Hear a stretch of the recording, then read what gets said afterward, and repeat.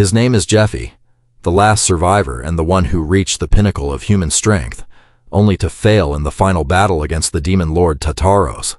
It was supposed to be the end of humanity, but Jeffy accidentally received a chance to regress 15 years into the past, though in exchange, he had to become a slave to the gods, the very beings he despised. Jeffy knew all too well that they were the ones pulling all the strings, but he was far too weak to confront such godlike entities, and so he gritted his teeth and accepted their deal, planning to use this second chance to become even stronger than he was in his past life, determined to save humanity and take revenge on all those who call themselves gods. Under a sky ablaze with fire, the roar of monsters echoed everywhere. Atop a towering crag, a pillar of light shot straight into the sky, tearing through the pitch-black night. Fresh blood dripped from the sharp blade, mingling with the ashes of the battle. "Well done, human." Sharp claws extended, reflecting the blood-red light from the fires consuming the earth. But it matters not. With this, victory will surely be mine. The demonic blade pierced straight through the young man's chest.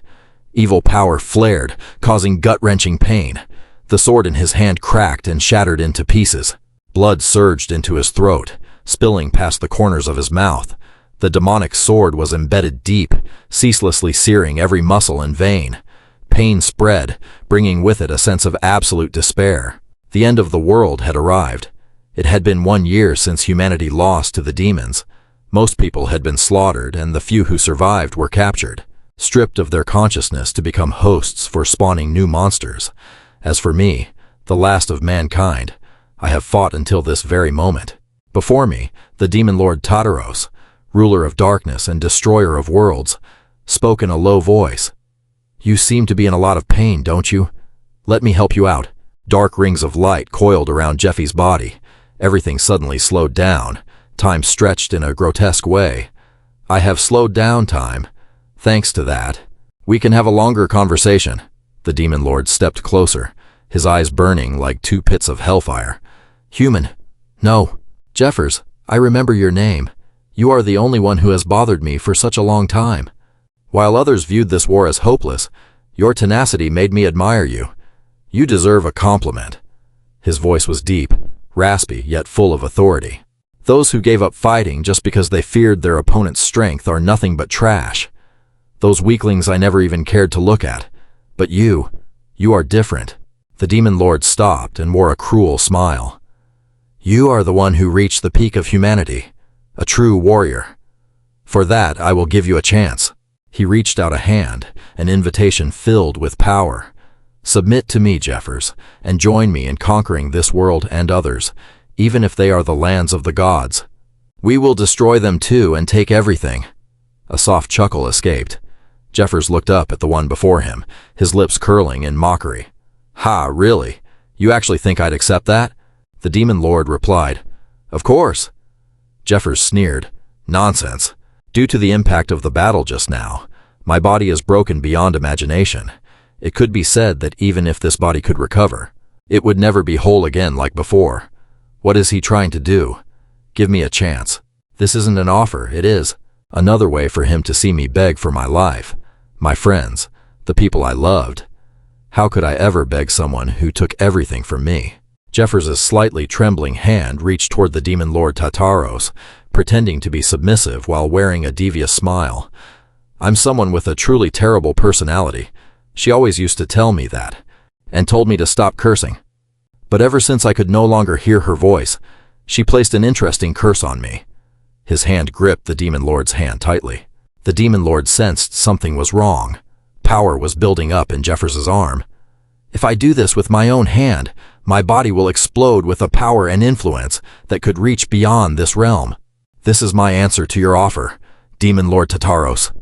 Jeff's gaze was full of provocation. "Shut your trap, you son of a bitch." Energy like a bomb was detonated. Blinding light erupted. Flames engulfed the sky. The demon lord's figure wavered behind the massive heat. His eyes widened. The arm Jeff held was already charred. "My hand. What is this? What happened to my hand?" The demon lord's eyes were filled with disbelief. His facial muscles tightened, veins bulging under his skin. Teeth gritted. The demon lord roared, "Ah!" Cold sweat poured down his face. He stared at the half-demon figure before him. The demon lord trembled with rage. "Jeffers, you bastard! How dare you show such disrespect to me, you damn human!" He punched Jeffers hard. Ah! His burnt body instantly shattered into pieces. With that, the final battle had finally ended. I couldn't avenge my loved ones, nor could I save humanity as I had hoped. Everything just ended in vain. Or at least, that's how it should have happened. His fingertips trembled slightly. Jeff opened his eyes. Ah, he was confused. What is this? Am I not dead yet? He sat up to check his body. Something was wrong. All his wounds had recovered. His armor was fine. But where am I? He looked around. A statue of a god? A cathedral? Why is there a cathedral here? He laughed at himself. Of course there is. This is the afterlife, after all. So this must be hell. A voice suddenly spoke up. This is not hell. This is the lowest level of the temple where the gods reside. From the main hall, a ball of light appeared. An angel stepped out of the void. Jeffers, on guard, reached behind him. His gaze froze. I can't summon my sword. The angel spoke. There is nothing to be surprised about. Jefferson, I am the spokesperson for the High Angel Mercedes. She has informed me that you are dead. Normally, you would be sent straight to hell.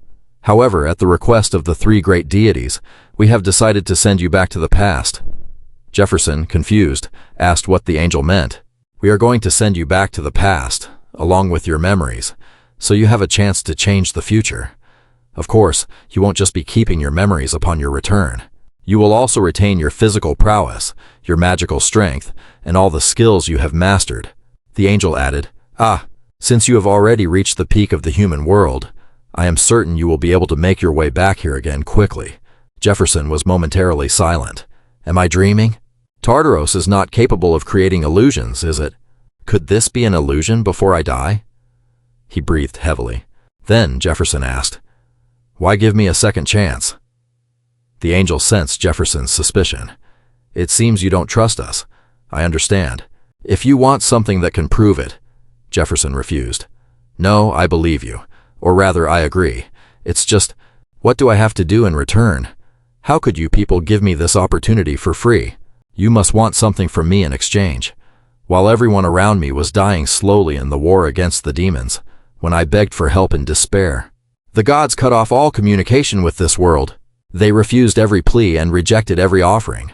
Furthermore, they stripped the clerics of their ability to borrow divine power, causing them to lose all healing capabilities. And that led to the rapid collapse of the human army. Once they saw there was nothing left to exploit, they discarded this world. So there is no reason for calculating beings like you to give me an opportunity like this for nothing. The angel replied, I understand. To answer that question, I will let you know what the gods are thinking right now. The angel opened her azure eyes. Show us something more interesting. Jefferson's expression darkened, his teeth clenched. Is this a game? The angel explained. The gods are still watching. After you experience that tragic ending, a human with the ability to fight tenaciously, standing alone against the end of the world for 5 whole years, fighting endlessly against the mighty armies of demons. To be honest, watching and following you was completely worth it. Jefferson's eyes became fierce. The angel continued. Many gods felt regret when they witnessed your world come to an end. In such a short time. Do you remember? Following the flow of time, luck will favor you. The reason the gods decided to give you another chance, even though it may have consequences, is because, like a flash of lightning, he lunged. He gathered all his strength into his fist and threw a long-range punch toward the angel. He cursed, You bastards! You think this is entertaining? Everyone, is the reason we all fought with our very lives just for your amusement? Just because it was worth watching? The angel calmly raised her hand and snapped her fingers. A giant foot appeared from the void and stomped down on Jefferson. He was forced to hunch over as the ground shook violently.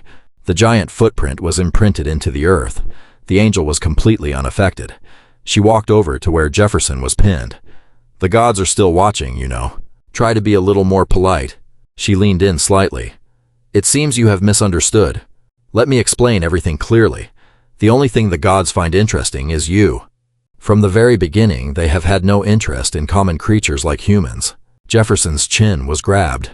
She reached out. Proving your own worth. That is the only way you can get what you want. Humans and other similar creatures are the same. In this world, what is ever free? Jefferson, feeling nothing but disdain, snorted coldly. The angel withdrew the giant foot and her gaze became hazy. There is an entity, no, a god, who extremely desires your return for another reason. Jefferson frowned in suspicion. A loud sound of destruction rang out. The demon lord lifted the house pillar he had just ripped out with one hand. How much longer do I have to wait? Come out. Let me speak to that manager. The guarding angels were terrified. Please don't do that. We are currently processing your request. The demon lord roared aggressively. Cut it out! The demon lord who conquered 10 worlds was defeated by a lowly human? Ridiculous. That is impossible. Hurry up and do something so that it doesn't happen. We already said I would take responsibility for whatever happens afterward. Everything is fine. Jefferson watches through a mirror, wondering what this lunatic is doing. The angel says, the demon lord Tartaros, the god of destruction who wiped out 10 worlds, including yours. His goal is to destroy every single world. And he is the invincible god of war, a being that can never be defeated by any creature. But because of you, that timeline has changed. Do you have any idea how much you shattered his pride? Jefferson frowns. What? Just because of that? That pathetic coward. The angel says he wants a rematch to reclaim his victory. So, Jefferson, what do you think? Jefferson smirks. Ha! He clenches his fist. The answer is obvious, isn't it? If he wants to die so badly, then I'll grant his wish. The angel begins the time reversal process. Then we shall begin the transition. Though the exact timing isn't fixed, you'll still have enough time to recover your strength. Furthermore, the gods have granted their support. You will receive it in the form of a regressor's perk. Check it once you return. The magic circle around Jefferson glows brightly. Even though this is just a chance tossed to me by those disgusting gods, a chance is a chance. I'll use it to take my revenge on the demon lord Tartaros, and on those gods who look down on humanity. The angel announces. Coordinates set. Final confirmation from the constellations in the dimensional intersection complete. Now I wish you all the best, Jefferson. I hope you satisfy us all. The ring of light turns into a vortex, shooting upward and vanishing into the void. Faint light and voices drifting in and out. Boss! Boss! He stopped breathing! The boss snaps. Shut your mouth. Then, hey, wake up! Wake up! Jefferson's eyes snap open. Wake up, you newbie! Cold water is dumped on his head, soaking him. Jefferson is confused. Ha! The guys around him shout. Look, he's awake! See? I told you he wasn't dead. Jefferson looks at the guy who dumped the water. Huh? Then he looks around. Who are these guys? I feel like I've met them before. He notices the mark on their chests. This mark, he clutches his head. Ah, I remember now. Hey, ha ha. The snitching underling cries out, Boss, this guy is laughing. Jefferson realizes, I must have returned to 10 or 12 years ago, when I was a slave at the cathedral. A man carrying a lantern walks over. What's going on here? The boss quickly replies, Captain, it's nothing. Someone else warns, break time's over. Get back to work. The boss obediently says, Yes, sir. Before leaving, he doesn't forget to warn Jefferson. If you make me mad, I'll really kill you. Jefferson retorts, What the hell are you talking about? The blonde guy gets angry. You dog! His underlings pull him back. Boss, let's go! Jefferson rubs his temples, thinking, I really don't care about these guys. A weak, trembling voice comes from nearby. Young master, thank you for protecting me. Jefferson is puzzled. Who is this kid? It's been 15 years, so I don't remember the details clearly. This might be tough to get used to again. He stops walking. Ah, right. The regressor's perk, the angel said. You can use it at any time. Just say open perk. Jefferson recalls her saying that. Let's see. He observes the kid from a distance and says, Open perk. A light surrounds him. Jefferson is stunned. Wait, this... He smirks. This is insane. His face is filled with excitement. Did those guys really give me this? The people around him exclaim, Whoa, this new guy is actually something. He's really good. Was he a miner before coming here? They watch Jefferson. Look at his speed. The ore bags are already full. The other two leave. Wish that guy was in our group, damn it. Because of him, we don't get a break. Jefferson is currently ecstatic. Ha, is this for real? A moment ago, he said, "Open perk." He clutches his head, moaning, "What?" Information about the perk floods his mind. He opens his eyes wide. What is this? High-level skills and items, even things that can be used like innate abilities. He can't believe it. This is crazy. Did those guys really give me stuff like this? Why are these bastards so generous? The supervisor at the tower yells, "Hey, look over there." He runs over aggressively.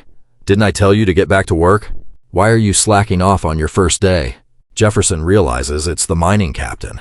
The captain scowls. "You damn brats. You really aren't listening to me, are you?" He swings his whip hard. "Let me teach you a lesson." The whip snaps through the air, heading straight for him, but Jefferson catches it with his bare hand. The captain is bewildered. "Ah, this guy caught the whip with his bare hands. How is that possible?" Jefferson respectfully returns the whip. "Sorry, I'm going back to work now." The captain takes the whip back, mouth agape, staring at Jefferson's back in confusion. Jefferson surmises, "Maybe it's because I remember my combat experience, but I could see the whip. The captain's whip was moving very slowly, and I didn't get a single scratch. This reminds me of the first perk, Iron Wall Skill. It greatly increases defensive power, completely negating any damage lower than your defense stat. And it could even make you feel tireless. I don't feel a hint of fatigue at all. I can keep mining like this all day long. I've received a total of 9 perks, and by combining my knowledge of the future, I'll regain my strength in no time. The first thing I'm going to do is..." The clerk's jaw dropped at the amount of ore in front of him, exclaiming, "Great work! Captain, gather everyone. Announce that we've finished our work quota for the day. Now I will announce the rankings. First place, Group F." The kid heard that and shouted, "Oh yeah." Deforn thought, "Oh, so this kid is in my group?" Second place, Group B. The blonde-haired guy scowled. "What? How did they get first place?" Third place, Group H. The rest don't matter. And last place, Group E. The group at the bottom clutched their heads, groaning. The captain announced, "According to protocol, the mining supplies and compensation from the last place group will be fairly distributed to the top 3. Jefferson looked at the members of the last place group. They were in utter misery. The captain shouted, "Now we will perform the prayer ritual to the goddess Arya." The believers raised their hands and chanted in unison, "Goddess Arya, please grant us salvation. By your eternal light, Almighty Goddess Arya. Please grant us salvation by your eternal light, Almighty Goddess Arya." Jefferson followed along just for show. "Salvation? My foot." The Temple of Arya is one of the 3 most powerful and influential deities on the continent, and also the largest lending firm. Most of the people here either lost their homes to monsters, or were adventurers saved by that temple, only to become slaves to pay off their massive medical debts. Regardless, as long as I have this mark on me, I can't move around freely as I please. If I leave the work zone without permission, my heart will stop, and I'll die immediately. I must quickly pay off my medical debt and regain my freedom. Only then can I continue my next step. Demon Lord Tartaros, this time, I won't let you do whatever you want. I will have my revenge." Clear images flashed through his mind, her longing gaze and her smile. "Auntie, this time I will protect you." A woman guided those who wanted to use the shop. "Or if you want a consultation, please come this way." The place was buzzing with noise. 1 beer and 2 servings of baked potatoes. The price was already marked, 80 silver coins for a glass of beer. Deforn thought, "These things are outrageously expensive." The kid followed him closely. Master, I'll buy you a drink." Deforn looked at him. "Huh? Do you have money, kid?" The boy took out a few small coins. "I just got paid, even though I can't buy you anything expensive. You protected me from being beaten by those people, and we managed to get first place because of you.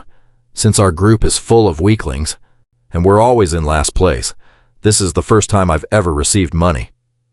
Jefferson realized, "Ah, so that's why they were beating you up? If someone in a group gets beaten and can't keep working, That group won't dig up as much iron ore. If that happens, the other group's ranking goes up. He refused. Are you kidding me? I don't exploit a child. Even adults have their pride. He thought. That kid must think I'll use up all his money. But what a pain. Don't come over here.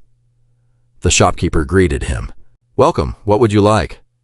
Then Jefferson asked, Do you have any recovery potions? The shopkeeper was surprised. Huh? I've never seen you before. You new here? Do you even have money? 1 gold coin for a glass? 4 gold coins for a bottle? If you can still endure it, then I think you should just power through the pain. Jefferson dropped the money on the table. This is 1.5 gold coins. Put the rest on my tab. Do you have a debt slip? Give me one. The kid panicked. Master! When Jefferson stamped the debt paper, he screamed, Are you crazy? Do you know how terrifying it is to be in debt? We only get paid 1 gold coin, which is only half of the amount you have to pay. But if you don't get paid again, they will add an extremely high interest rate to it. Jefferson reminded him, Quiet. Just drink the recovery potion. Paying for it is my business. The kid was bewildered. Yes? Recovery potion, a common item that can restore a small portion of energy. If consumed in large quantities, it has the latent effect of increasing magical power. Even if you drink 10 bottles, it only increases magical power by a tiny fraction. It seems like it has no effect. But with this perk, I don't even need elixirs. Perk 2, Hemet's Vision Skill. Greatly increases the effects of all types of potions. Effect increase rate, 500%. I won't need to touch my mining wages anymore, because I wouldn't have enough money to pay off the debt even if I worked myself to the bone. You tell me, what should I do? The mining captain was surprised. Huh? You said you heard the sound of monsters in the mine? Jefferson affirmed. Yes, please call the hunting team here. I will lead them to where I heard the monsters cry. Jefferson had already mapped out his plan. I will make money from the dungeons. Monsters are creatures created by energy vortexes. Most monsters are hostile to humans and have caused a lot of chaos over the years. But on the other hand, that is also an opportunity for humanity.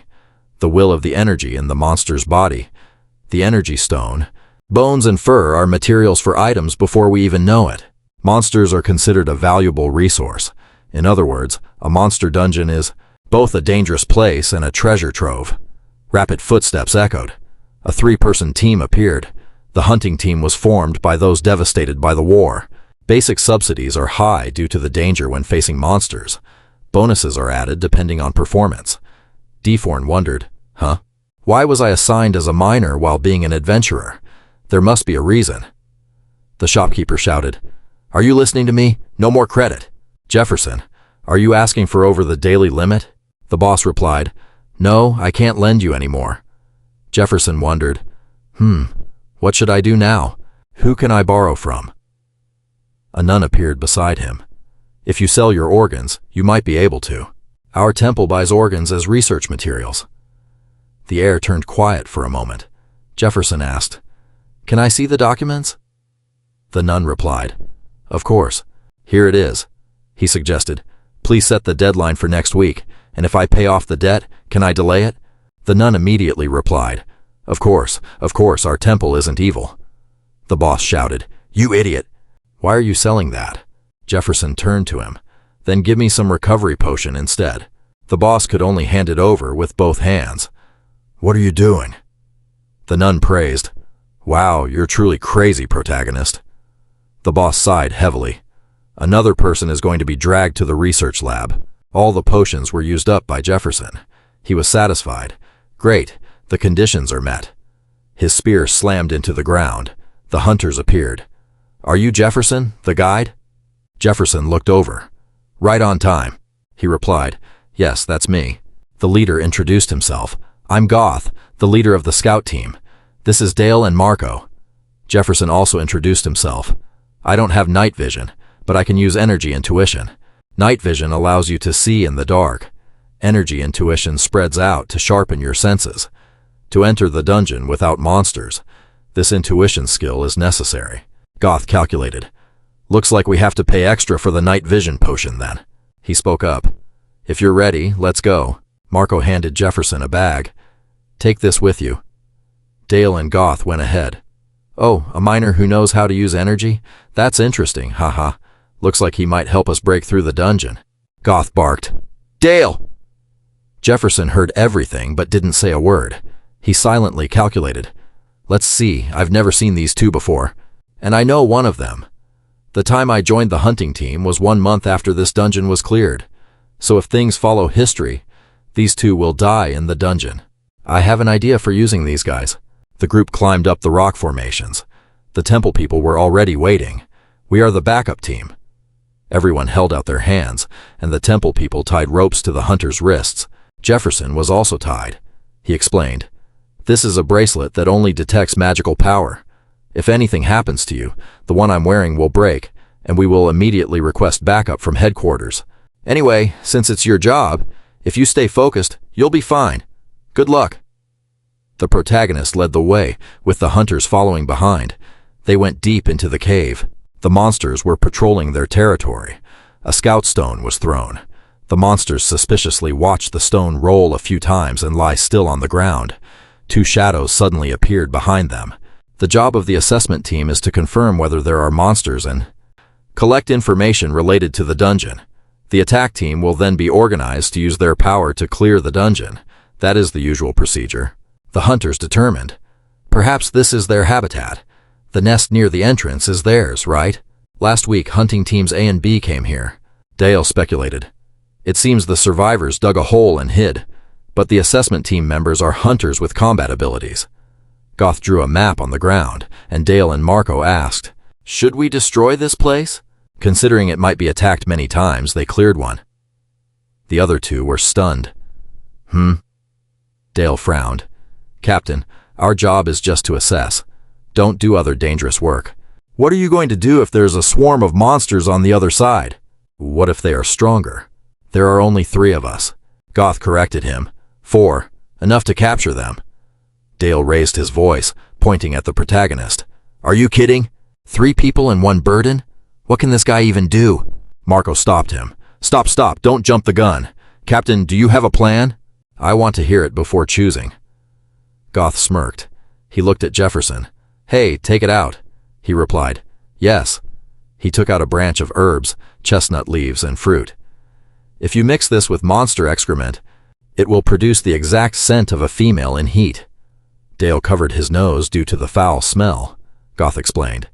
It has a strong scent that can be smelled from 100 meters away. A monster already smelled the scent radiating out. They became agitated and frenzied. Goth pinched his nose. So we will use these. A monster lunged forward, but it immediately stepped into a trap. Clearly, that potion was used to set the trap. Goth looked at the spoils in the hole. See? I told you we could do it. Dale exclaimed. Wow, sometimes I really respect you. Captain Goth scolded. Sometimes? You want to die? He asked.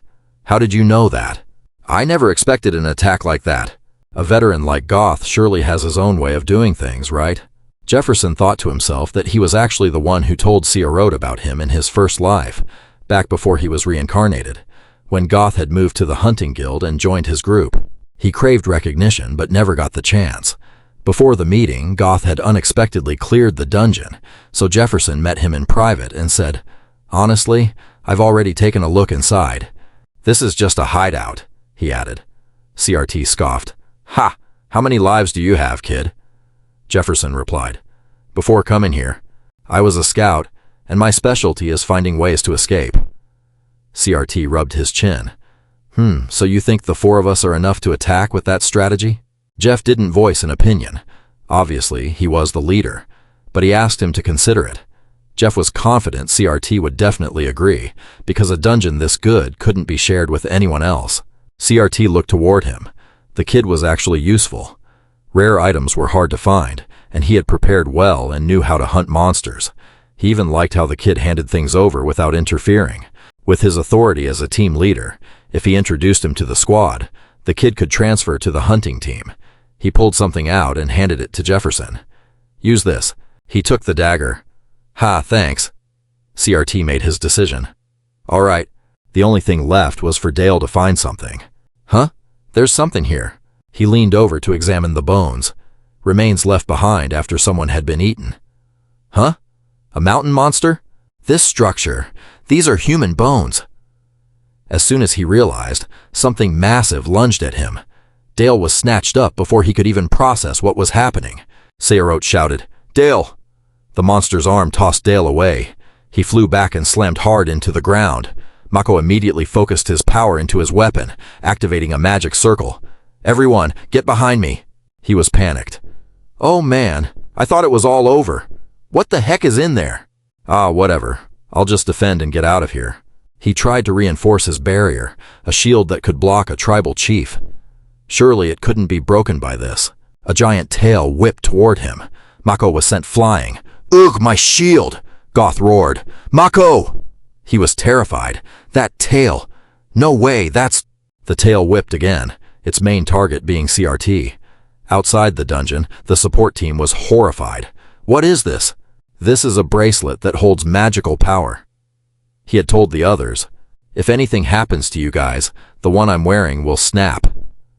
Just then, 3 of them snapped at once. He was anxious. Is something happening inside? CRT clutched his wounded arm, his eyes full of shock. Jefferson had stood in front of him out of nowhere, partially blocking the tail's attack. Gift. Iron wall skill. The ability to block increased. Damage lower than defense was ignored, and he wouldn't feel fatigued. Jefferson looked at the wound appearing on his arm. Maybe Iron Wall doesn't block everything. It's likely a cub not even a year old, but don't underestimate this creature. The tail wrapped around Dale, and the monster lifted him up. Its massive body emerged. A predator, an animal tricked by someone using pheromones to raise them. And once they mature, they eat their own keeper, Jeff said. "I'll borrow this spear." Goth was stunned. Wait, what are you planning to do?" Jeff spun the spear skillfully and smiled. "Now I can relieve some stress." "All right, all right. Ask the involved party how they want to die." Third gift activated. Gift of the Silver Key. A key leading to a forgotten castle. The owner can take things from the Silver Room at any time. Equipped just now on his left hand. Simply put, spatial manipulation. Goth was stunned to see the items naturally drop. A dragon heart and dragon scales. A type of medicine with a soothing effect. Jefferson took the bandages off his arm, wrapped them tightly around the spear handle, and said, "It's going to get intense." Goth was startled. "What?" he yelled. "What are you doing?" "You haven't even had combat training," he cursed under his breath. "Damn it, he can die if he wants, but I can't die for nothing." A shockwave surged through as the monster opened its mouth to roar. A fear skill. Your enemies will be stunned in terror. Goth was scared stiff, sitting paralyzed on the ground. "I remember now." The story the instructor told him when he was a rookie, a few years ago, when a predator came to a nearby village. It started rampaging and eating people. The villagers reported what happened in the blink of an eye. Everyone was paralyzed. They couldn't even blink, couldn't do anything. They just waited for their turn. While Goth was waiting for his own death, something happened. "Huh? What? This sound? What am I seeing?" The spear net left cuts all over the monster's body. The monster, provoked, started thrashing its claws wildly. Jefferson ducked to avoid them, then kept charging. As expected, the fear-inducing ability works well. Among my 9 gifts, only 1 is a weapon. In any case, I need a large amount of power, so I can't use it now. But he created a magic orb. This much is enough for those mutts. A potion was used. An old friend, the king of poisons, Fet, the 72nd poison, Formula 68, Vireo. He had once asked him, "Is this really okay?" "Fet, you've been telling me how to make poisons for so long." Fet laughed. "Haha, the world is coming to an end. Why hide it? Everything will be buried anyway, so it's better to use them together." Fet's voice was full of anticipation. "No, I hope you use it. If you can kill more pieces of trash with my poison and save even one more person." Jefferson thrust the spear tip hard. A deadly poison made from vireo herbs. The spear tip pierced through the monster's skin. Jefferson followed through, slashing a deep wound across it. The monster shrieked in pain, thrashing ceaselessly as the wound bled profusely. If it entered its body, it would destroy the intestines and, above all, cause infinite pain. The poisonous king's venom takes 3 minutes to fully circulate. so Jefferson dodged the beast's wild attack. He just had to hold out until then. He struck the monster's leg, but its tail whipped around, sending Jefferson flying into the cliff wall. The brute force made him wince in pain. Jefferson locked eyes with the beast as it opened its massive maw. He tossed a vial of poison right inside, laughing as he leaped away just as the monster snapped its jaws at the rocks. It roared in agony as blood poured from its mouth. 2 minutes. 1 minute. Jefferson gripped his spear tight, darting forward like a gale with all his might. It's tough to take this thing down for good, he thought. Either I hold on for 1 more minute, or I land a finishing blow. The beast's tail lashed out, but Jefferson caught it with both hands. His whole body was lifted off the ground, but he clung on for dear life. Just 1 more minute. Just one. He let go and poured all his strength into a downward strike aimed right at the monster's eyes. The spear tip pierced deep, but the shaft snapped as the beast thrashed wildly. Jefferson quickly snatched the broken half and jammed it back in, his gaze ice cold, before drawing his belt dagger and plunging it deep into the monster's eye. The beast writhed in pain, trying to shake him off, and Jefferson was thrown, his fingers clawing at its hide while his other hand kept a death grip on the dagger. 1 more strike, he thought, leaping onto the beast's back. My strength and stamina aren't enough to beat this guy head on. That's why I prepared these recovery potions. If I drink enough, they trigger a hidden effect that pushes my strength limit to the max, but I'd need to gulp down over 10 bottles for any real change. So they aren't that efficient. If only I had a unique blessing, I wouldn't need anything else. My maxed out vision skill boosts potion effects by 500%, enough magic to crush the skull of any predator. Jefferson unleashed a punch, using basic mana flow to release a devastating shockwave that pierced right through the monster's head. Goth, watching the whole performance, just chuckled. Ha ha ha, he reminisced about his earlier calculations. With his authority as a captain, if he recommended the kid to HR, he could get him transferred to the hunting squad. He might just be using this to look good in front of me. But damn, I was too naive about his sincerity. He didn't beg or ask for anything. He didn't even accept my offer, recommending a nobody like him. I made a terrible mistake. Even if it doesn't look good for me, if it were him, he would have seen through it in a second and gotten back up. Right now, he's just a miner in the extraction squad, and since they can't come and go as they please, he needs a way into the dungeon. Jefferson's eyes were cold as he looked at Goth. Let's talk, he said, while the figure cowering on the ground wheezed in terror. No, no, it's not what you think. There's a misunderstanding here. The giant brandished his chain flail. We were both at the temple last time, weren't we? Am I right? The man begged desperately. Sahaku, please believe me. I'm not a devil worshipper. The one called Sahaku ordered. Crush him. The heavy flail slammed down, spraying blood everywhere. None of the unlucky ones survived. Suddenly, the body of the one just killed twitched, and a centipede crawled out of his mouth, only to be instantly sliced in two. The sharp blade still shimmered with mana. Looks like the bug is out. But you predicted he was a worshipper. You wiped out 7 team members just to catch a cockroach. The person behind the desk asked indifferently. Isn't 7 a bit too low? He pointed to the jar holding the monsters. Ah, so stubborn, burning them all up like that. Sahaku countered. Do you even understand the method? Investigator Matthias, the remaining members are probably wondering if they're next. There's only 1 month left until the raid. If we don't eliminate them as fast as possible, it'll bring bad luck on you. The man in the chair pondered for a moment.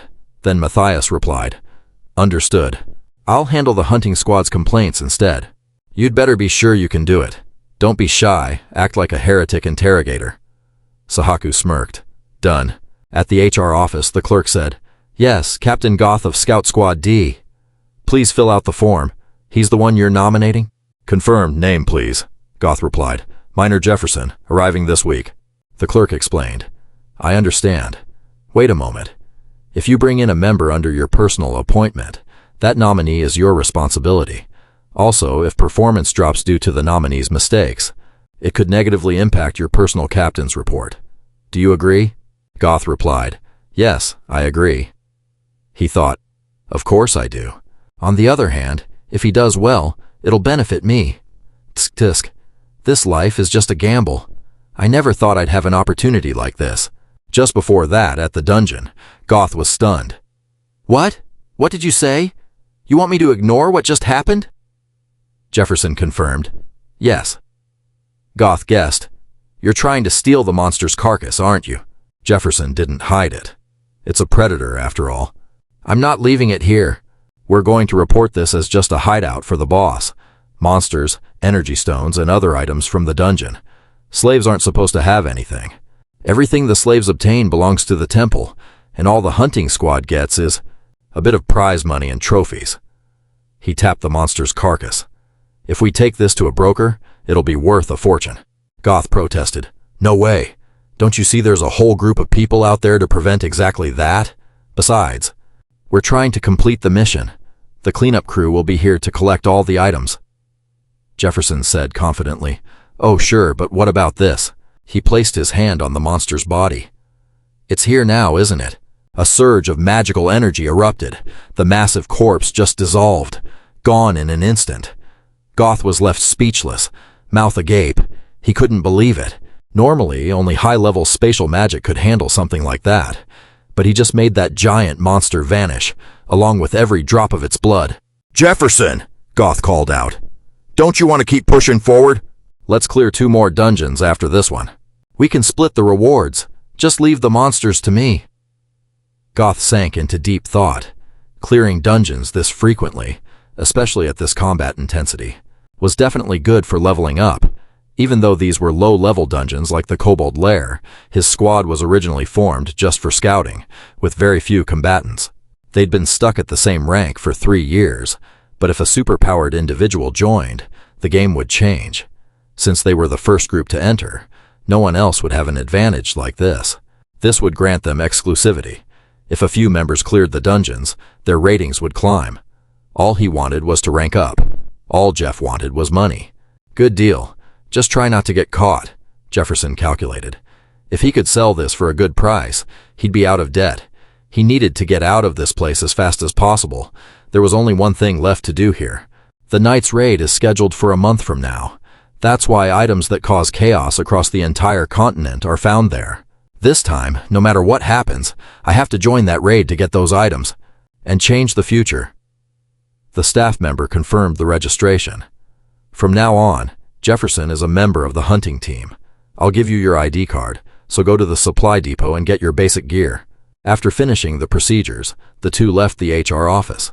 In his past life, his squad didn't get to participate in the raid after the announcement because the hunting team was capped at 20 people. To get in, you need elite skills or something like that. I have a plan, but the problem is when to execute it. Goth said. The supply depot is on the first floor of that building. Where everyone is lining up, I'll head over to that area. I have to check on Dale and Marco. Oh, and if you want to pick something up. Goth's expression suddenly changed. He shoved Jefferson's head down. A flurry of heavy footsteps approached. It was Sahak's men passing by. As they walked past Jeff, he seemed to sense something unsettling. Goth breathed a sigh of relief once the group had passed. That was the Heretic Inquisition Squad. They report directly to the Inquisitor. You should treat them like superiors, not regular slaves. They have the authority to dispose of us. People have been fired, or worse, for bumping into them or not bowing. Especially that guy in the middle, Mad Dog Sahak.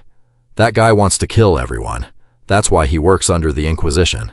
He never lets his prey go, so be careful. Sahak suddenly stopped. Hey, you there? Sahak's cold gaze locked onto them, sending chills down Goth's spine. They heard Sahak approach. Excuse me for a second. I have something I want to check. He pointed at Jefferson. You, the one in miner's gear. I'm from the Heretic Inquisition. Sahak. What's your name? Jefferson's eyes narrowed. Goth spoke up. Sir, this is Jefferson. He just transferred to our team.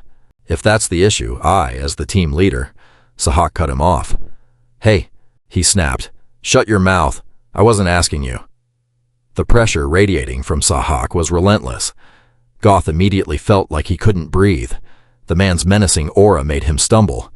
Jeff, standing right next to him, wasn't affected at all. Sahak stared like a predatory beast. Now I'm sure of it. If I just stand here, I'll never make a move. Others might not notice, but he was keen enough to see it. And that guy is a top-tier master. Miner's clothes, just transferred to the hunting team? That means you were originally in the mining squad. A new slave usually gets assigned after a capability test, testing endurance and magical power. Those capable of fighting get a chance to show their strength, because the hunting team always needs strong people. But a master like him, moving from the mining squad, that is truly unusual. The Inquisition members moved in unison. Within seconds, they had split into 5 directions, surrounding Jefferson. A skilled master, huh? Won't be too hard to handle. Sahak sneered. I'm going to ask you a few questions. Be prepared, and you'd better tell the truth. Jefferson tilted his head slightly, a smirk on his face. What's this? A sewer rat acting tough? No need to crawl on your own, thanks. Sahak was arrogant. I will ask you a few questions. Be quiet and answer honestly. Have you ever heard of the devil worshippers? Those people, no one knows about them better than I do. The devil worshippers, those who worship the demon lord Tartaros. They are the creatures that will lead to the destruction of humanity in the coming war. The traitors to humanity. The only thing low-level members might know at this point is that they are a new, opposing cult that conflicts with the established orders.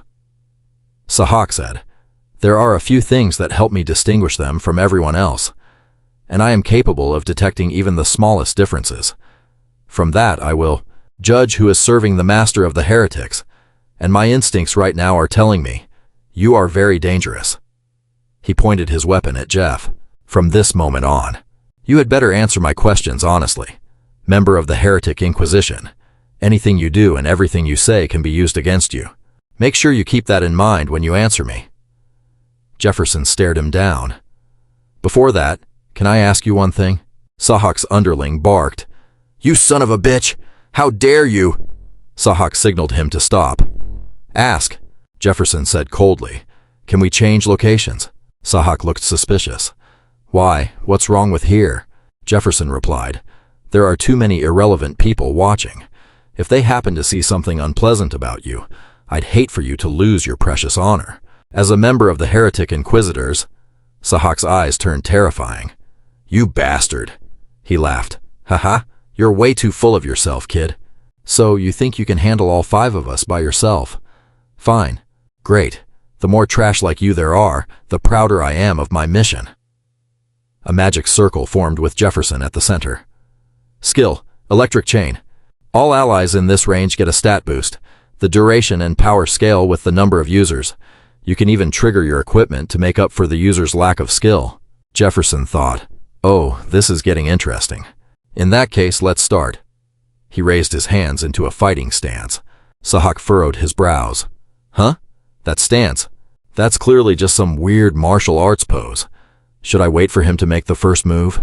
He's fast as lightning, the others thought. But it was useless, because I am the strongest among everyone within the electric chain's range. Sahak swung his blade. Rapid multi-slash. He lunged at Jefferson, but with flexible footwork and his stance, Jefferson dodged everything with ease.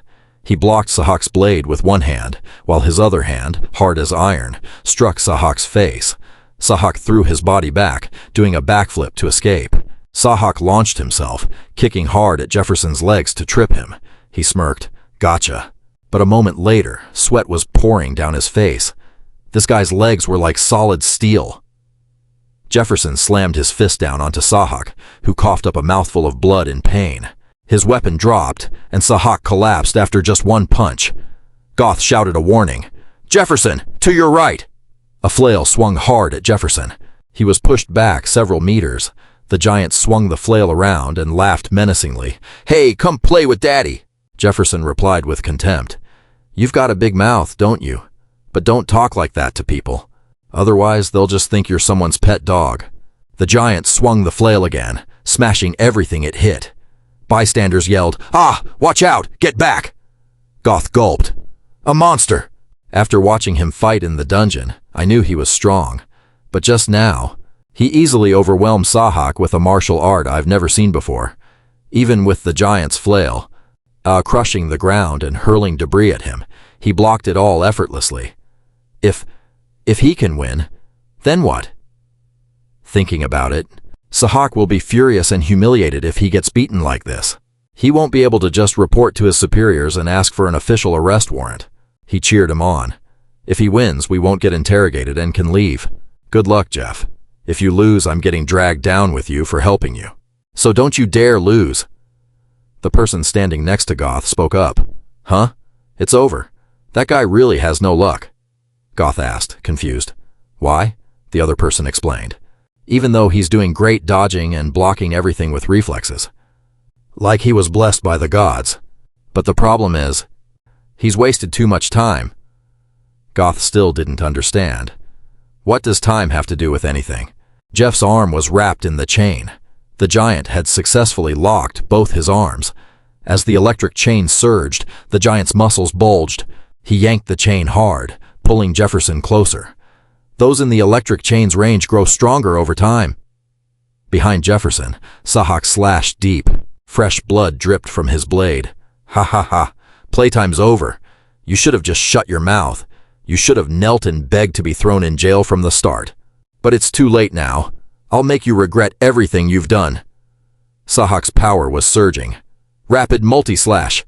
Ha ha, how's that? You can't even see it, right?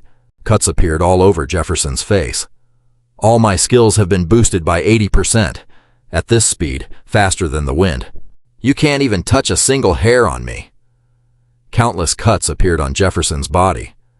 Since you've seen your fate, then die. Ha ha ha ha ha ha. The smile on Sahak's face vanished. Huh? Jefferson coldly slammed his fist into the top of Sahak's head. Sahak was smacked down like a beaten dog, face first into the dirt, eyes rolling back, drooling. Jefferson grabbed his hair. Is this the best you bastards can do with your teamwork? He then landed a knee strike to Sahak's face. Sahak's head snapped back. Ah! No way! The speed boost from my electric chain and my defense. They didn't work at all? Sahak fell face down on the ground. Jeff mocked him. Because you were buzzing around like a fly, that big lug couldn't do a damn thing to attack me. If you want to brag about your speed, you better focus on your defense. The chain pulled taut. Hey, you giant bastard, get over here. Zephyr channels power throughout his body. And you too! Veins bulge on his hands. You idiot! Why the hell are you just howling over there? Why don't you get up and take the hit for him? Or are you scared of close quarters combat? If my subordinates managed the team like this in my past life, I would have taught them a lesson right then and there. He pulls the chain in the opposite direction. The fundamental rule of using magic is its auxiliary power. The chain yanks back toward him, and the spiked ball slams hard into the big guy. The onlooker's jaws drop. The guy from the assessment team lies motionless on the ground. Saha struggles to lift his head. Who exactly are you? Jefferson sneers, full of contempt. Is that really the only question you can come up with? Is that all that's in that head of yours? It's a pity. You don't have the right to hear my answer. A person standing on a high floor watches Jefferson, deep in thought. This is impossible. Did he really send this guy to us? Those nearby finally snap out of their shock. Am I seeing things? What is happening? Sir Saha lost? Saha's eyes are full of rage. I'll kill you, he roars. Jefferson walks away, ignoring the commotion. The plan is done, but the problem is, once this reaches him, it's only a matter of time. Suddenly, his body feels heavy. Zephyr props himself up on the ground, struggling. Ugh, I can't even move a finger. Weakness spreads through his body instantly. This is the ghost energy phenomenon, the pain and weakness that strike when your body runs out of mana. He grits his teeth. Mana ran out faster than I thought after using that move. That technique. Even though I leveled up my mana, this body is... I'm screwed if this keeps up. Anomalies appear in the air. 11 figures materialize out of thin air. I am the spirit of Psylocke, from the family of the debt god Usra. Mana consumption verified, 0. Starting the collection process for the skill 1-Up Iron. 1-Up Iron isn't just a skill that increases defense and durability. The truth is, all the fatigue and damage you take accumulates as a debt while the skill is active. The moment your mana hits 0, everything you've accumulated is repaid to your body all at once. Countless adventurers mastered it to conquer high-level dungeons, but they all went bankrupt and died. Usra, the debt god, a double-edged sword gifted by the gods. He feeds on human desperation. He must have been drooling while watching my fight. The bastard Usra lazily strokes his turtle while watching Jefferson. A greedy, smug smile creeps across his face. The spirit begins the repayment process, calculating accumulated damage. 4 weights appear above his hands, enlarging and descending. Judgment complete. Countdown beginning. 19, 8. Jefferson gasps. My body, it's so heavy. I have to move! 7. Damn it, I can't even take a step. 6. His whole body collapses. He desperately bites the bandage on his left arm with his teeth. 4. Emergency recovery potion.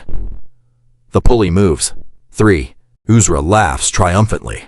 2. The weights drop hard. 1. In the nick of time, Zephyr successfully pops open the recovery potion. The weights slam down with a thunderous boom, just 1 millimeter from Zephyr. Mana power presence detected. Canceling collection process. The spirit announces, I will postpone the debt repayment until next time. With that, it vanishes. Jefferson. Regaining control, he gasps for air. He laughs triumphantly. Ha ha! Usra, you underestimated me. Did you think I wouldn't prepare for a situation like this? If I'm the VIP survivor who lasted over a year after humanity went extinct, dodging your traps is a piece of cake. And if I use my mana and one-up iron correctly, it will be an even safer and more effective skill than ever. He lies spread-eagled on the ground. Let's see. In my past life, this skill was sold for over 500 gold. Most skills are expensive, and this is a common skill for those who want to run away. I never dreamed I'd encounter a situation like this. He raises his hand to the sky. Thanks a lot, you idiot. Usra is so furious he crushes his turtle. Jefferson opens his eyes vaguely. Ugh, did I just black out? Who am I? Where am I? A nun smiles warmly. Welcome, dear guest. Did you sleep well? Did you dream of me? Zephyr is stunned by the sight. He looks up. What are you trying to do? The nun explains. Oh, did I surprise you? You woke up and found yourself in a strange place. Don't worry, this is just my workshop. You must have been very tired. You were unconscious for a long time, and thanks to that, your loan is now an hour overdue. The expression on her face shifts. My dear guest, are you insane? She pulls out a sharp knife. I heard you jumped into something quite dangerous. Since you've been wandering around with a guarantor, the interest is overdue too. If this keeps up, we might have to conclude that you have no intention of paying your debt. The tip of the blade stabs forward and stops right at Jefferson's pupil. The nun says angrily, You bastard! Are you going to pay your debt or not? Jefferson finally remembers. Ah, that's right. I still have a debt here. If I use magic in this situation, that collection process will start again. I have to explain that. He rushes to speak. Next week, I'll receive my reward from the dungeon clearing. Please just wait until then. The nun says aggressively. That, of course, I will take. The nun aggressively said that she was definitely going to take that. But what about those debts you take on every day? And the compound interest? You haven't paid a cent. How do you expect to pay off that pile of debt that keeps growing every single day, while just waiting around for those tiny little rewards? You said those were monster corpses. You really think those are enough to cover the amount? What exactly are you planning? Do you want to sell your organs instead? She gave the order and the others replied, Yes. One of the ropes tied to Jefferson's hand was cut. 2 burly men grabbed his arm and pinned it to the table, one of them holding a knife. The nun covered her mouth and gave a sinister laugh. I'll just take a finger for now, dear guest. I'm sure you underestimated this place. But you'll change your tune once you lose a few fingers, won't you? Jefferson shouted. Wait, just a second. I know who that person is, if I can just remember the name. The nun ordered. Cut it off. The man with the knife raised it high. Jefferson moved his lips and whispered a name. The nun's eyes widened. When the blade was just a millimeter from his finger, she shouted, Stop! Then she asked, Who are you? The servant asked, Is something wrong, sister? The nun ordered, Everyone out. The servant was stunned. Yes. The nun barked, I said get the hell out. The servant was confused. "Oh, yes. The sister is furious. Get out." The room fell silent. The nun slammed her hand down near Jefferson's head and leaned in close. "Tell me the truth. How do you know that name?" Jefferson smirked. "How could I not know that name, sister? Or should I call you the monster broker? Anna Primrose, a nun at the Temple of Light. And your secret persona is the broker, why, Rose? The one who keeps ties with the underworld and trades monster parts, equipment, and even information. You'd have to be insane, Anna, to try and raid a dungeon with nothing but cheap equipment from those hunters. That's exactly why I had to negotiate with a woman like you to get some supplies," he said. "I was already on my way to find you, and getting brought here like this. Honestly, I couldn't be happier. Why don't you untie me first? Don't you think negotiating while I'm stuck lying here on the bed is a bit awkward? Why don't we try having a civilized conversation?" Things were smashed to pieces in her rage. The physician pleaded, "Sir, please calm down. Please just stay calm while—" Sahak remembered Jefferson's sneering grin. "Is that all you've got? You have no right to know that." He was shaking with rage and cursing. "How dare that bastard? I'll kill him. I'll definitely send him to the afterlife." Someone walked in. "What is all this chaos? Which one of you dares to cause trouble in this hospital?" Sahak was startled. Lord Ned!" He hurried off the bed. "My lord, you've arrived." Ned signaled. "Oh, stay down." Sahak ordered his subordinates. "You guys, get out of here. I'll handle this." The two men replied, "Yes." Ned said, "I heard about what happened to you." Sahak replied anxiously, I apologize. I made a mistake but the past is in the past. You don't need to worry about that, sir." A dagger sliced across the corner of Sahak's mouth. Ned's face turned vicious. "Don't worry. Everyone I've met all night long has been whining about that very thing. And you're telling me not to worry about it? Master Matthias always tells me not to do anything that would bring us shame. Yet you dare get beaten up like a useless dog in front of those slaves." The sharp blade swept across, and blood dripped down. "I guess the reason you got away with it after pulling such stupid stunts is because people already know what kind of guy you are. When you first found those demon cultists, I actually thought you had some special talent, Sahak.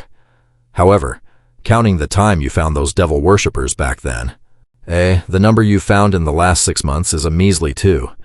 The higher-ups feel like you're losing your value. They're wondering how much longer they have to tolerate you. And now, you turn our sanctuary into a joke in front of everyone." Sahak trembled and begged, "Sir, just, please, give me one more chance. Anything, I'll do anything, please." Ned stepped forward. "Just do what we always do." He leaned in. "Don't let the people who made me lose face stay alive. We will decide your fate after that." Sahak trembled. "If I can't even do this, that means they'll strip me of my crimson uniform." Ned threw a bundle at him. "Use this." Sahak opened it. "This is the demon cultist stuff?" He was shocked. "My lord, isn't this—" Ned cut him off. "It was in the room of the demon cultists you captured last time. Whether you use them or not is up to you. However, you don't have the time to choose how to carry out your mission. Choose so you won't regret it later." The room was left with only Sahak. Mad dog, Sahak, the enemy of everyone in the hunter military. The total number of hunters killed at the shrine over the years had reached 26. If he went back to being a slave after all this, it would be no different than handing himself over to be slaughtered by them. Sahak laughed wildly. "Ha ha ha ha ha ha." He gripped the magic orb tight. "Don't mess with me. Life was just finally starting to get decent. I only just escaped that miserable life down there. It can't end like this. The one who has to die isn't me. It's him." Ned still heard Sahak's laughter echoing out. He ordered, "Keep an eye on him so he doesn't cause any more trouble for us." A subordinate replied, "Yes, my lord." Ned smirked. "Humans need to understand their situation with an objective eye. That's the only way you won't be discarded like him. Talent? What a joke. He doesn't understand the real reason why we recruited someone like him." The man exclaimed, "Well, maybe I should thank him. It's all thanks to Sahak. Create enough chaos so the knights won't suspect a thing." He chuckled triumphantly. "We'll hijack the temple knights' supplies by infiltrating their raids. While they're busy, we can take out the high priest, locked in the dungeon, and in the Demon King's name. Seize the 3rd District's Temple of Light. Best style, disciple of the Demon King's sect. This is a vital mission that will shift the religious authority of the Demon King, he warned. I won't allow any screw-ups. Understood. Look into that guy, he urged, his expression shifting to suspicion. Wait, what do you mean? He asked. The other replied. He used our school's martial arts, but the only ones who know those moves are our master and his 4 disciples. Was he sent here by the master? If so, why hasn't he contacted us properly? He's highly suspicious, and I can't risk approaching him and blowing our cover. I'll verify it through the crane. If I find out he's not one of us, I'll just eliminate him. The nun dug her fingernails in. I don't get it. I thought this guy was just crazy. But these items are incredible, Jefferson asked. Hey, do you like them? The nun jumped in surprise. Huh? Do I like them? She cleared her throat. Anyway, let me list them off again. A list for the shark predator. No magical brain. Partially damaged bones. A purchase list. 1 high-grade protection amulet. 5 enchanted hunting seeds. 1 flint. 1 sun herb. 1 moon herb. Deer antlers, and so on and so forth. She said confidently. There isn't a single thing on this list that I can't get. The only issue is the money. 5,000 gold pieces in total. You'll need to catch 3 more predators. Jefferson accepted it easily. Piece of cake. I'll have them ready in 3 weeks. Just make sure you get all the items before then. He glanced at the jar on the shelf. But before that, I have one more request. The 3 members of the hunting squad sat down with Jefferson. Goth spoke up. Yeah, sure. He raised his beer mug. Even though we've already met, let's introduce ourselves again. This is our Vanguard protector, Marco. Marco greeted him. Nice to meet you. And this is Dale. He's only been with us for 3 months, but his skills are quite impressive. Dale remained silent. Goth looked at Jeff. And this is the new guy we're all dying to get to know. Jeff, he shouted. All right, let's toast. The heavy silence made him frown, and he signaled the other 2. Hey, are you kidding me? What is wrong with you guys? You've got to help warm things up. He's the guy who's going to be a huge help to us in the future. Marco looked flustered. What do we do now? It seems like he doesn't like us much. Is it because our welcome party was too cheap? But this is the best food I could find. Since we're still paying off our debts. Jefferson broke the tension. First, let me say this. He reached behind his back for something. Personally, I don't drink horse piss. He set a bottle of liquor on the table. The other 3 stared, wide-eyed and hungry. Wait, where did you get that? In a dump of a town like this? Jefferson had prepared in advance. This is liquor I bought from the wizards. It's high-grade stuff that slaves like us could never dream of. He poured a drink for everyone. Let's have a glass. I look forward to working with you. The others softened up. You're a better guy than I thought. The 4 of them clinked glasses. I'm sure I can get good results with these guys. And they'll help me handle the monsters around here. Like it or not, from now until the conquest, we're comrades. Since I was on the same team as Goth in my past life, I know how to handle him. As long as he has a good teacher, he'll improve very quickly. However, as for the other 2, they were already dead by this point in my previous life, so I don't know much about them. Should I try to cooperate with them? Or should I get rid of them as soon as possible? Well, I still have enough time to decide. People usually favor those who can provide what they want and need. Give money to the greedy, provide results to the ambitious, and flatter the arrogant. His eyes drifted. However, there are still exceptions to these rules. But even if there are exceptions, I'm not the type to be nice to people who are always looking for a fight with me. Dale glanced secretly at Jefferson. I don't like this bastard.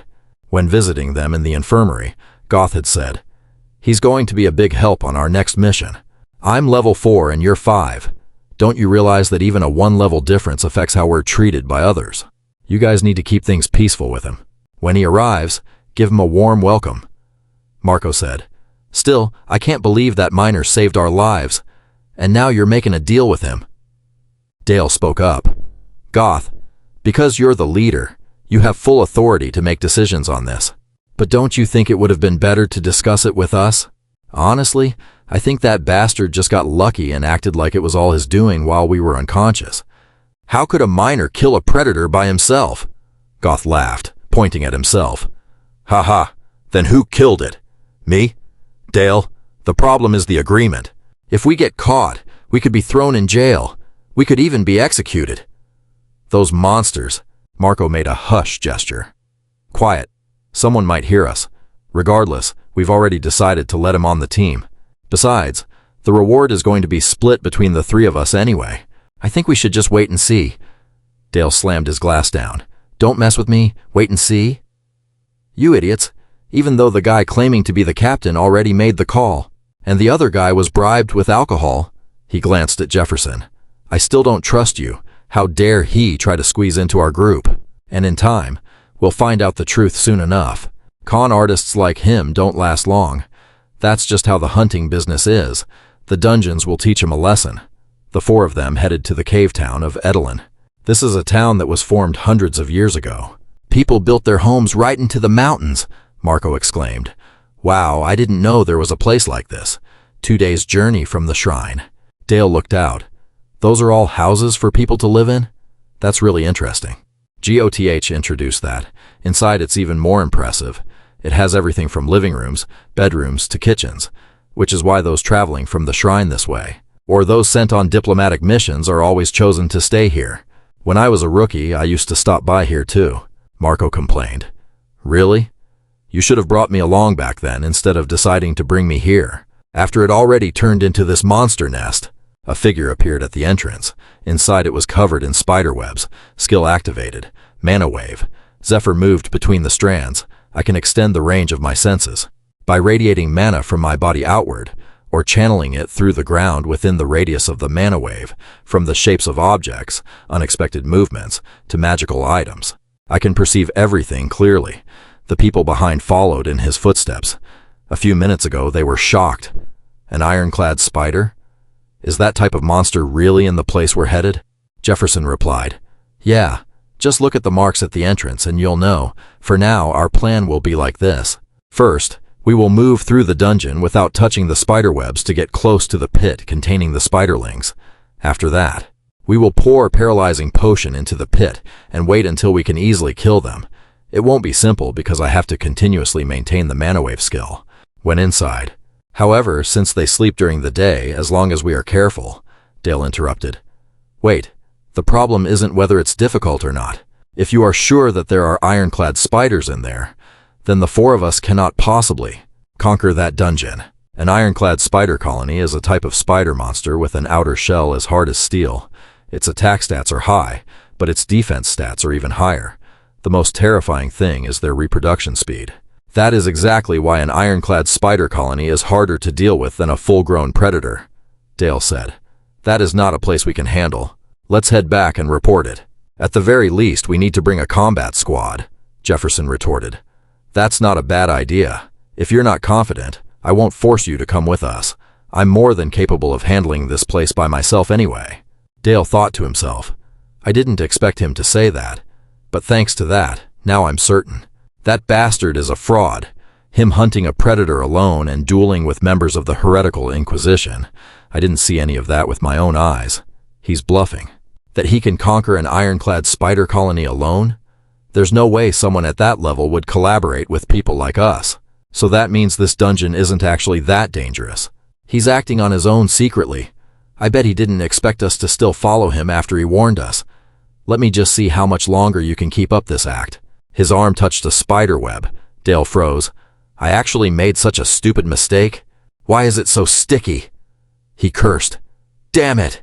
Countless spiders emerged from the shadows. Dale turned pale. The black iron spiders swarmed toward their prey. Dale yelled loudly. Yikes! Jefferson looked toward the source of the commotion. They're here. He reached out and grabbed Dale, pulling him back. The black iron spiders bit his arm, but their fangs couldn't pierce his skin. Jefferson smirked. What's wrong? Surprised that you couldn't bite me? His other hand balled into a fist. He punched and sent the black iron spider clinging to his arm flying. A pool of thin blood splattered in front of Dale. Jefferson commanded, Everyone, gather up. The four of them huddled together. The black iron spiders started shooting webs. After all, this was only a plan on paper. I didn't know for sure what was inside that dungeon. So if we have to fight, we'll do it like this. Marco, wrap my scarf around your hammer, Dale and Goth. Use your cloaks to wrap your weapons too. It's very hard to cut through their webs with normal blades. So everyone must use cloth-wrapped weapons to swat the webs away. Marco realized it actually works. Even though the spider silk is stuck to the hammer, I just need to keep swinging it. Since a lone spider is weak, Goth curses under his breath. Damn it! Just how many of these things are there? 10? 100? I can't even catch a breath! Dale bellows. Get away from me, you bastards! A black iron spider dodges his strike and slashes a bloody gash across his shoulder. Dale shouts, Hey, hurry up! Once I've gathered the monsters, I'll take care of them. The smaller black iron spiders are dealt with, their heavy gasps echoing through the air. The other three are already exhausted. Did we get them all? Dale clutches his wound. Damn it. The wound is too deep. I shouldn't have been so careless, thinking this would be easy. I brought this shame on myself and had to rely on Jeff. Rely on that bastard's help. Jefferson says, Dale, take this potion and drink it. This is mixed with herbs. It acts just like a restorative potion. Dale goes silent. Throughout the entire battle, this jerk knew exactly what was happening. His situational awareness and instincts are on a whole different level. If he was that observant, he must have known from the start that I was the one walking into a spider's web. He asks, Don't you have anything to say? Jefferson says nonchalantly, Everyone makes mistakes sometimes. Just be more careful next time. He silently watches Dale. I'm used to this kind of thing. In my past life, I was always training soldiers. No matter how meticulously I instructed them, there were always plenty of klutzes. This time isn't a problem because I've already focused on cleaning up the mess. After they've messed up a few times, it's better for them to experience it themselves than just listen to me talk. Even though he still seems suspicious of me, after clearing the dungeon, he'll be able to decide for himself whether he should stay away from dungeons from now on, or whether he should listen to me.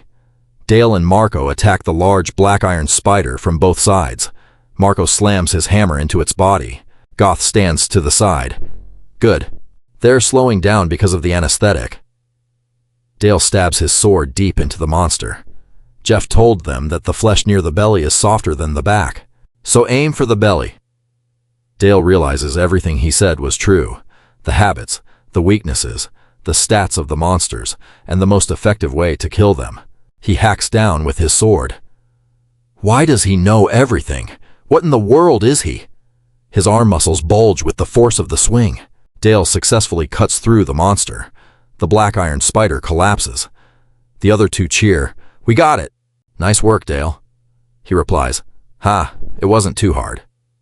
Jeff speaks up. For your first time, that wasn't bad at all. Keep it up. He sits on a pile of carcasses of the countless black iron spiders he handled himself. Dale is terrified.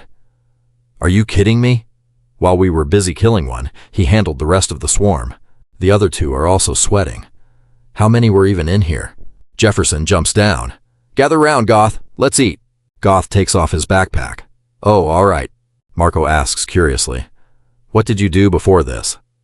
Jefferson replies. Do you even have to ask? I'm an adventurer. Marco quickly says. No, not like that. Were you a former member of a large team? Or a disciple of someone famous? Dale looks over, also quite curious. Jefferson lets out a sound. My master? He thinks of someone from his memories. Jefferson opens his eyes slightly. First, there's only the boss room left. The other three are eager. So what do we need to do now? Jefferson takes a dagger out of his backpack. Goth can't help but be suspicious. Cut off the legs of the black iron spider. Its shins are sturdy enough to be used as weapons.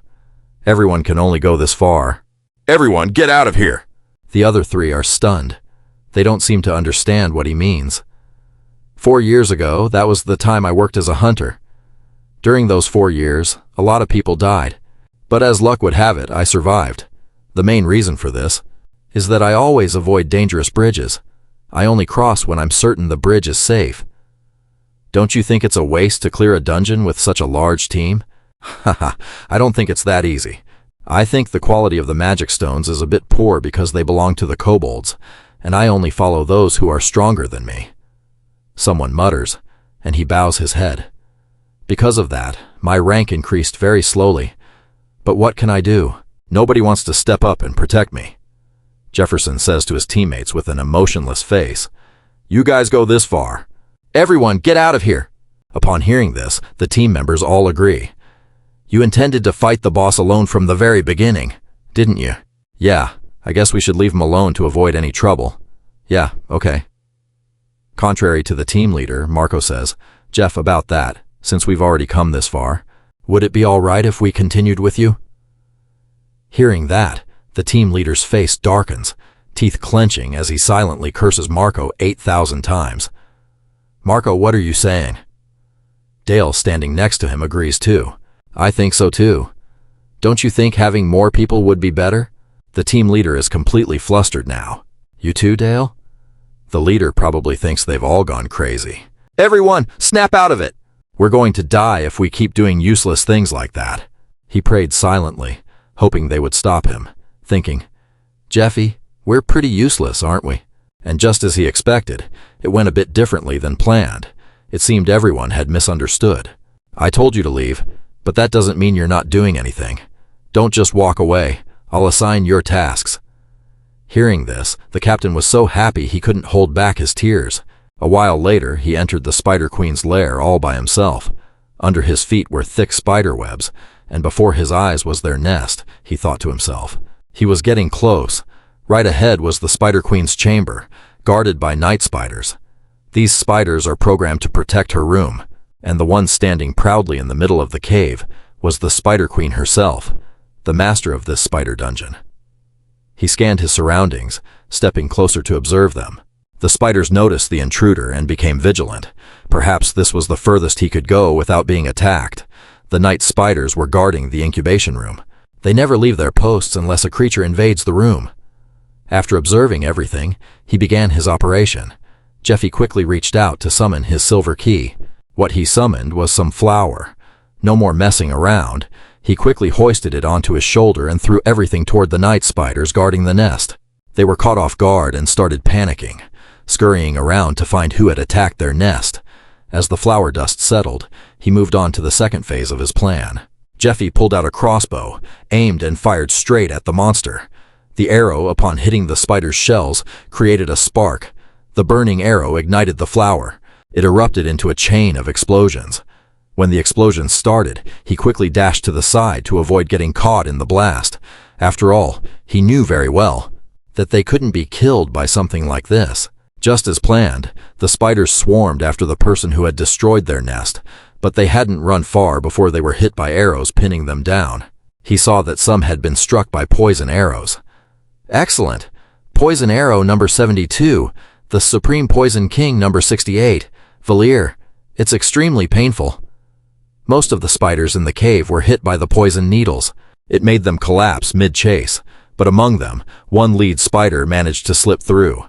It chased right behind Jeffy, intent on not letting him escape. As it chased him furiously, it suddenly triggered a mechanism on the wall. To no one's surprise, it was hung upside down by its own webs. Turning back to a few minutes ago, he had instructed his teammates.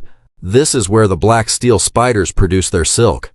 If you squeeze them like a small pouch, the silk will be released." The team asked if the silk would stick to the spiders. Of course, they will get stuck in the web unless they secrete a special solution from their eggs. He gave them the silk and told them exactly what to do. "All you have to do is create a spider web where I told you. Stay alert while you wait for me. Inside the incubation room, there's even more silk than outside. We'll be at a disadvantage if we fight in there. And the most foolproof plan is, we have to lure them out." Back to the present, he grabbed the rope and pulled it taut. The spider, trapped in the cocoon, struggled endlessly. Not wanting to keep it waiting any longer, he swung his sword and slashed right across it. Now he only had to deal with the night spiders. He gave it a triumphant look, laced with contempt. "You're too weak." The final night spider fell to the ground with a thud and was crushed instantly. Mission accomplished. He bolted in one direction, cursing under his breath. It was coming. As he ran for his life, chasing right behind him was the Spider Queen. The Queen had finally made her appearance. He was secretly excited. There's the Queen. in a life-or-death situation. His teammates kept urging him to hurry. As soon as she appeared, she puffed up her cheeks and prepared to greet him, then sprayed a stream of purple liquid. As he scrambled to run, he thought to himself, "The Queen's venom. It's a potent acid, but the scary part is its special effect." He remembered what a professor had once taught him about curses, that it destroys the target's shield and self-regeneration abilities. Those with low magical energy would melt before they even had a chance to be afraid. "And the most important thing," he said, "if you want to live, don't let it touch you. Dodge it." Heeding the professor's advice, he leaped into the air, dodging the toxic liquid. A moment later, he finally made it out of the Spider Queen's lair, luring her out with him. She wouldn't stop, spitting venom everywhere. A rock hit by the venom was destroyed instantly. The spider charged at him at full speed. The battle officially began. He shouted to signal his teammates, "Everyone, take your positions!" Hearing this, they were a bit stunned. He charged head-on toward the Spider Queen, filled with fighting spirit. Jeffy leaped up, wielding 2 death scythes, and landed 2 strikes on the spider before landing back on the ground, looking incredibly cool. The spider, feeling the pain, lashed out with its legs in a rage. Faced with her attacks, he stood tall, expressionless, holding up his scythes to block. With a cold look on his face, he uttered 2 words, "Bring it." The Spider Queen, hearing that, charged at him like a madwoman. According to the plan, he would fight on the front line, because he was the only one capable of taking the boss's head. He remembered when Jeffy had given the mission to his teammates. "While I draw her attention, you guys chip away at the boss's health." Hearing the plan, everyone couldn't help but break into a cold sweat. Their hands were shaking. They couldn't even hold their weapons properly. "I always avoid dangerous bridges because life is precious. So we will follow you." They were terrified, wondering if this day next year would be their funeral. They asked themselves, "Can we really kill it?" Dale also gritted his teeth, cold sweat dripping down. They remembered the mockery from those other people. Dale gritted his teeth, breaking into a cold sweat as the insults from those guys echoed in his mind. "Hey, you guys, get our food ready. And while you're at it, clean our gear." "What, are you guys hunters or something? Are you joking? With your level, what kind of fight are you going to put up? If you want to be useful, just run errands for us." That was followed by a mocking laugh. The more he thought about it, the more it pissed him off. Damn those bastards. How much longer do we have to put up with being treated like this? Dale secretly hardened his resolve. "We've made it this far. There's nothing to be afraid of." He swung his sword, showing his determination. "We can take it down." The captain saw Dale and looked a bit shocked. Dale and Marco also closed their eyes, thinking, "That's right. We've never tried facing monsters like this before. At best, we've only dealt with small fries, but ever since that guy decided to join the team, something has changed." Marco also lifted his blade, thinking to himself, "Up until now, Jeffy's predictions about what would happen to us have been completely accurate. Let's trust him one more time." After standing there analyzing, he shouted, "We can do this! Move out!" Hearing that, the captain could only hold his head in helplessness. "Damn it! These idiots won't listen to a word I say. If you guys are going to be like that, well, I have no choice but to lend a hand." Having said that, he rushed in to fight the monster alongside his teammates. They observed the beast and discovered that its armor had cracked after the previous explosion. "According to the plan we mapped out, we can deal damage if we hit that spot. Only its outer shell is tough." All 3 grabbed their weapons and charged. "Well, let's give it a shot, shall we?" The spear tip pierced deep into its shell, and someone else hefted a hammer to give it a few loving whacks. "Everyone aim for this spot. The nerve cluster is right between its legs. We're going to cut that area with the paralyzer-coated blade." Dale was in charge of using the sword to land a few slashes. Afterward, he started to get excited. "All right, I've got a good feeling about this." While busy fighting, Dale carelessly fell into the Queen Spider's trap. His face turned pale. "Damn, I can't dodge this." Just when he thought he'd have to say goodbye, Jeffy attacked, drawing its attention. Furious, it swung its claw at him, accidentally letting Dale go. Jeffy stared at it coldly and asked, "What are you looking at, you bug?" Hearing him say that, it was as if the creature understood. It widened its 4 eyes, staring right at him. Then he swung his scythe to attack. His face hardened. looking just like the face of the Grim Reaper. Jeffy kept unleashing punches at its front, catching it off guard. Watching the battle from afar, Dale couldn't help but exclaim, "His skills are insane! He blocked every single attack from the Queen Spider. His speed is so fast I can't even keep up." He recalled their previous conversation. "We're too weak to do anything useful, and you want us to be the main attackers? You'd be better off doing it yourself." Jeffy had simply replied, "You guys aren't strong enough. Since I'm the one who burned all the eggs, the Queen Spider will only focus on me. It won't pay attention to you guys. The important thing is, above all, the Iron Queen Spider had a specific trait." The more he thought about it, the more Dale felt it was right. I knew it, exactly as he said. The battle had been going on for 5 minutes. The Queen Spider will definitely stay in one position. He jumped down. Because spiders usually stay in their nests to lay eggs, they have a habit of limiting the movement of their hind legs. That's why the spot between its legs is usually the safest place. Also, besides stomping and shooting webs, most of its attacks focus on the target in front of it. I figured out their attack patterns after fighting many large spiders in the dungeons. Thinking of this, his grip on his sword tightened. Not to mention, Jeffy will draw the Queen Spider's attacks. If we can remove its ability to move using the paralyzer, taking it down is only a matter of time. After calculating, Dale grabbed his sword and charged. With that information, all three rushed in to strike the spider's weaknesses with determination. "We can do this." One person attacked the soft tissue inside, another attacked its hind legs. Caught off guard, the monster used its front legs to swat all three away, roaring in anger. Its mouth opened wide as if to spray venom at them. Jeffy took that moment to leap onto its body. Having completed his task, the spider angrily swung its legs wildly, sending dust flying everywhere. The 3 men who were hit were sent flying. The monster was so furious it couldn't pretend to be silent anymore. "I will not forgive you humans for daring to harm my children. Don't even hope for a peaceful death. I will melt your entire bodies with my toxins." Before it could finish its threat, a hand reached out and touched its head. He firmly grasped its poison gland in his hand, thinking, "The poison gland in its neck." After confirming it was the gland, he squeezed it tight. It was unexpectedly easy. Then, in a flash, he tore the poison sac out and grabbed a piece of cloth. He tied the poison sac tight, making it temporarily unable to cause any trouble for the next few minutes. Looking at his handiwork, he was quite smug. This way, it won't be able to use poison for a while. After succeeding, and sealing its mouth shut, he quickly left its body and jumped away. Jeffy frowned, steadying himself. Nothing to worry about. The spider, now absolutely furious, lunged at him, attacking repeatedly. Jeffy dodged the attacks. "Don't rush. You have to be decisive," he told himself. He kept his eyes locked on the monster. It was a tense showdown between the Queen Spider and these tiny humans. Whoever loses focus first, loses. As the Queen Spider collapsed, the 3 men cheered in joy. "We did it!" They high-fived. "We really did it!"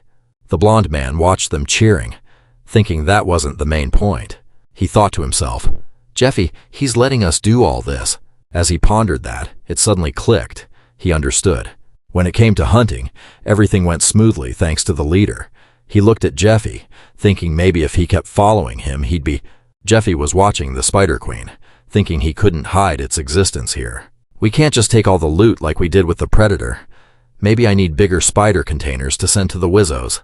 I should only take what I need." A voice rang out from behind. "Boss!" Jeffy turned around to see the blonde man laying down a rug, acting all attentive. "You must be exhausted, boss, right? Get some rest, boss. Leave the rest to me." Jeffy stood there watching all the blonde man's actions, at a loss for words, while the guy's voice kept going. "Don't let the look fool you. I'm actually really good at dismembering monsters. Are you thirsty, boss? Please, have some water." He handed him the bottle. Jeffy took a drink and let out a long sigh. The blonde man turned to the other 2 brothers and said, "What are you 2 doing just standing there? Trying to make Boss Jeffy wait?" The 2 were surprised. "What? The boss?" Jeffy closed his eyes, thinking, "Thanks to them helping out, I've saved some energy. If it keeps going like this, then I won't have to worry about Uzura killing me while I'm out hunting." He looked at the 3 guys and thought, They aren't half bad, but as for their combat strength, he didn't rate them highly. They were just average. He thought they wouldn't be of any help when it came to fighting that guy. From experience to equipment and manpower, they weren't enough to face what was coming. He remained determined. I have to figure something out, fast. In a grand, sprawling fortress, a voice rang out. A predator, truly? I didn't expect you to return with something so valuable. The blonde-haired girl wearing the nun's habit. It was her. The man was pleased with her results. He handed her a bag of reward money, saying, Here, just as we agreed. I guarantee this won't disappoint you, so make good use of it. The girl looked at the massive bag of money, completely shocked. Oh my God, is there really this much? The girl said to the man, Thank you. The goddess will surely reward your generosity. Do you have any extra space pouches? If you need them, we can gift you a few. Jeffy, standing behind them, had heard the entire transaction. He watched them trade, thinking, She's pulling off shady deals. Gay right inside the temple in broad daylight. What a fascinating sight.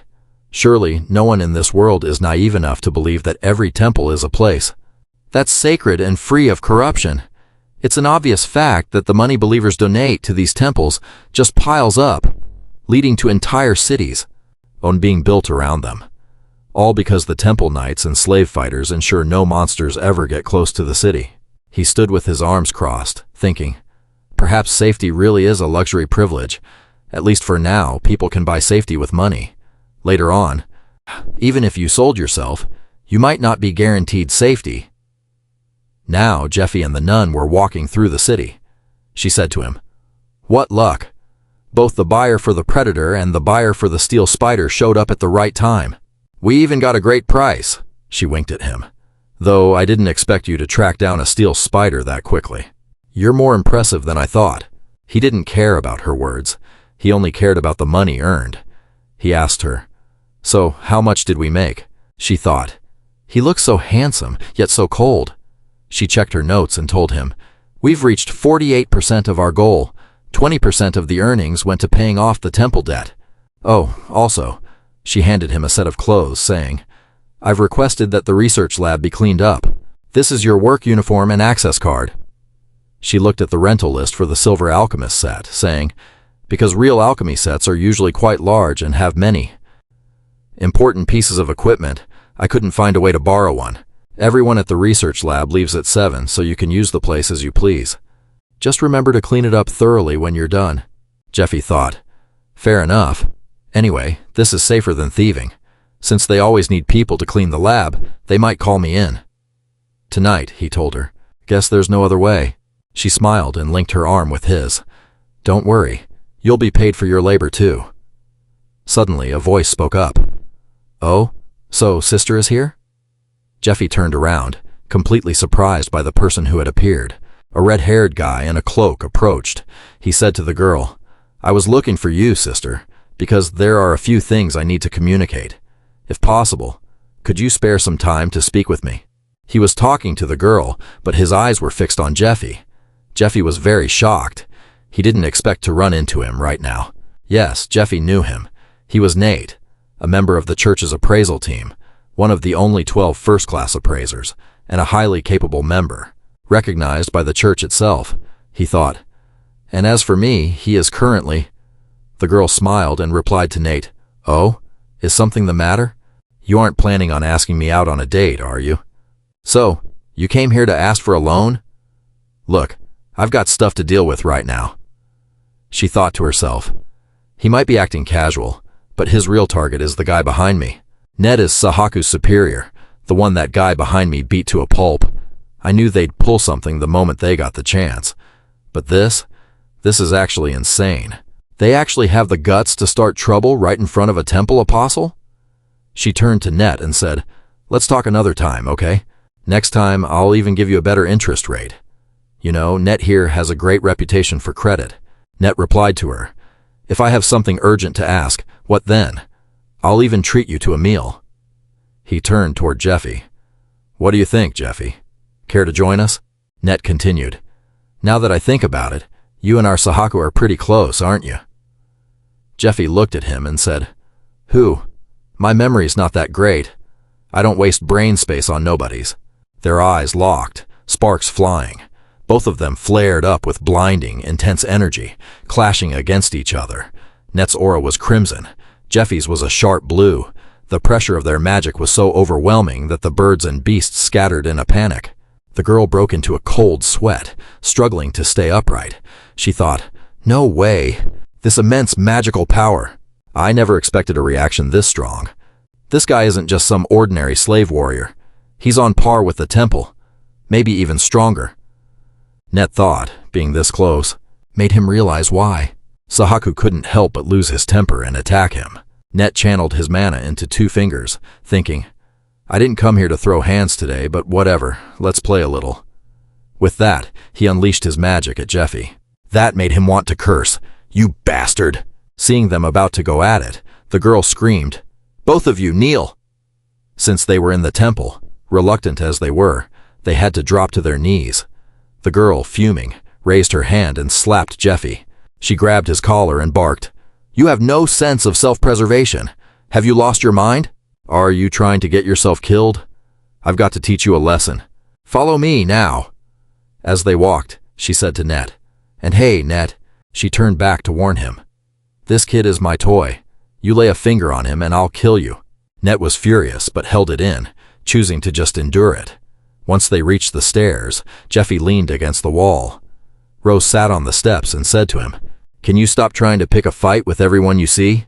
That bastard is dangerous." She paused, then chuckled. "I'm still shaken over here," she continued, explaining that because he's a first-rank appraiser, he's definitely incredibly strong. Plus, nobody knows his combat style, because everyone who has ever seen him fight is already dead. She stood up and shouted at Jeffy, "I am so tired of you. Do you have any idea how much trouble you put me in by throwing yourself into danger like this? If you cause any more trouble, you're dead." While she was yelling at Jeffy on the outside, in her heart, she was thinking, "You're my golden goose, so you better take care of yourself." After the outburst, she sighed, reached out to touch the wound on his face, and said, "And be careful. Once we're outside the temple, I can't protect you." Jeffy swatted her hand away. "I was just saying hello. If he really wanted to pick a fight, even you couldn't suppress him." He thought, him showing his face here means they're almost done. "I need to hurry up too." He rushed off. Seeing him go, the girl asked, "Where are you going, Jeffy?" He replied, "The research lab." He stopped. "And one more thing, I need you to do me a favor." The girl clenched her fists and thought, "What now?" Meanwhile, Net walked away thinking, "So that's the power of the slave seal. How pathetic." He was seething with rage, remembering when the leader demanded he take the slave mark. He had confronted the leader. "What does this mean? You want me to be a slave for the Temple of Light? You want me branded with that filthy slave mark?" He was so angry he didn't notice the look on the old man's face as he continued, "You know how much I hate those people." "Why?" The old man angrily cut him off. "Net," the leader said, "2 of our people who infiltrated the temple posing as priests were exposed and executed." Hearing the leader's words, Net was stunned. "How is that possible?" The old man continued to explain. "They've tightened their security. The rest of our brothers inside are struggling just to keep from being caught. We can't use that method anymore." After drawing a line, the leader added, "However, there is still a way to plant our people. The temple apostles don't suspect those who have already been branded. As long as you have the mark, they won't do anything. We have to take advantage of that." The old man clutched his pen behind his back, telling him that once he was branded, he would infiltrate the light shrine and steal the spoils they had looted from the dungeons. "This is a mission only you can pull off," he muttered. Little did the apostles of light know that we had already found a way to neutralize the slave mark, he thought. "Not yet, though. Wait for the right moment. When the time comes, we will definitely make those trashed apostles of light pay." In a small village, the villagers were busy repairing their fence, calling out to one another. "Hey, let's take a break and eat first." A man turned back to ask, "Oh, is it lunchtime already?" The workers took a break to eat, chatting amongst themselves.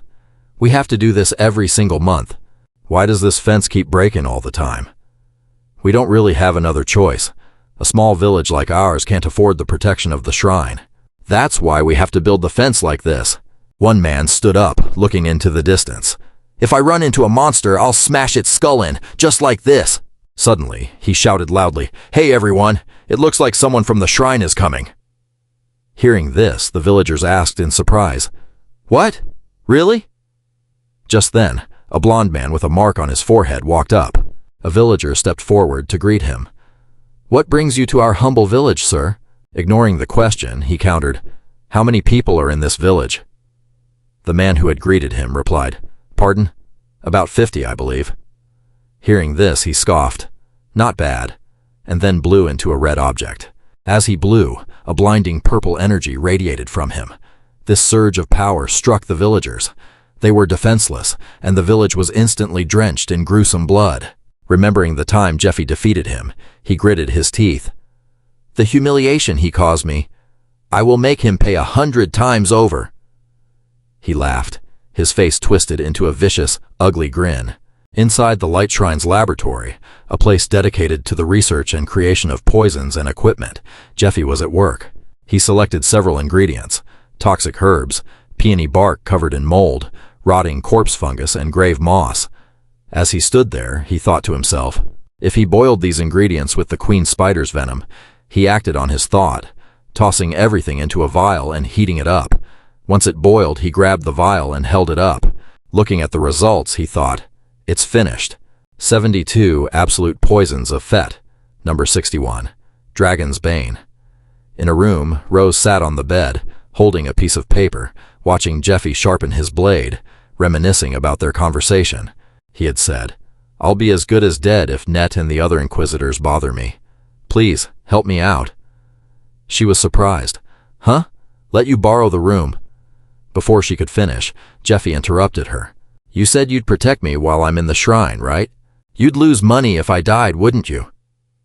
Recalling this, she thought, he wasn't wrong. If she had already agreed to help him. She looked down at the paper. What in the world is this? On the paper was a drawing of a human body, covered in dots representing various acupuncture points. Jeffy looked at a piece of wood and thought, "Achen wood is as hard as metal." He struck the wood with one palm. With such a powerful strike, the wood shattered into many small splinters. Rose thought to herself, "That's incredible." She leaned down and asked, "How did you snap it so easily?" Jeffy was heating them over the fire. "They are Eastern acupuncture needles used for healing," he replied. After heating all the needles, he dipped them into a solution of bello and jago, diluted at a ratio of 1 to 100 for 10 minutes. Poisons are easy to use, he thought. Their only purpose is to kill someone with minimal effort. Or so everyone thinks.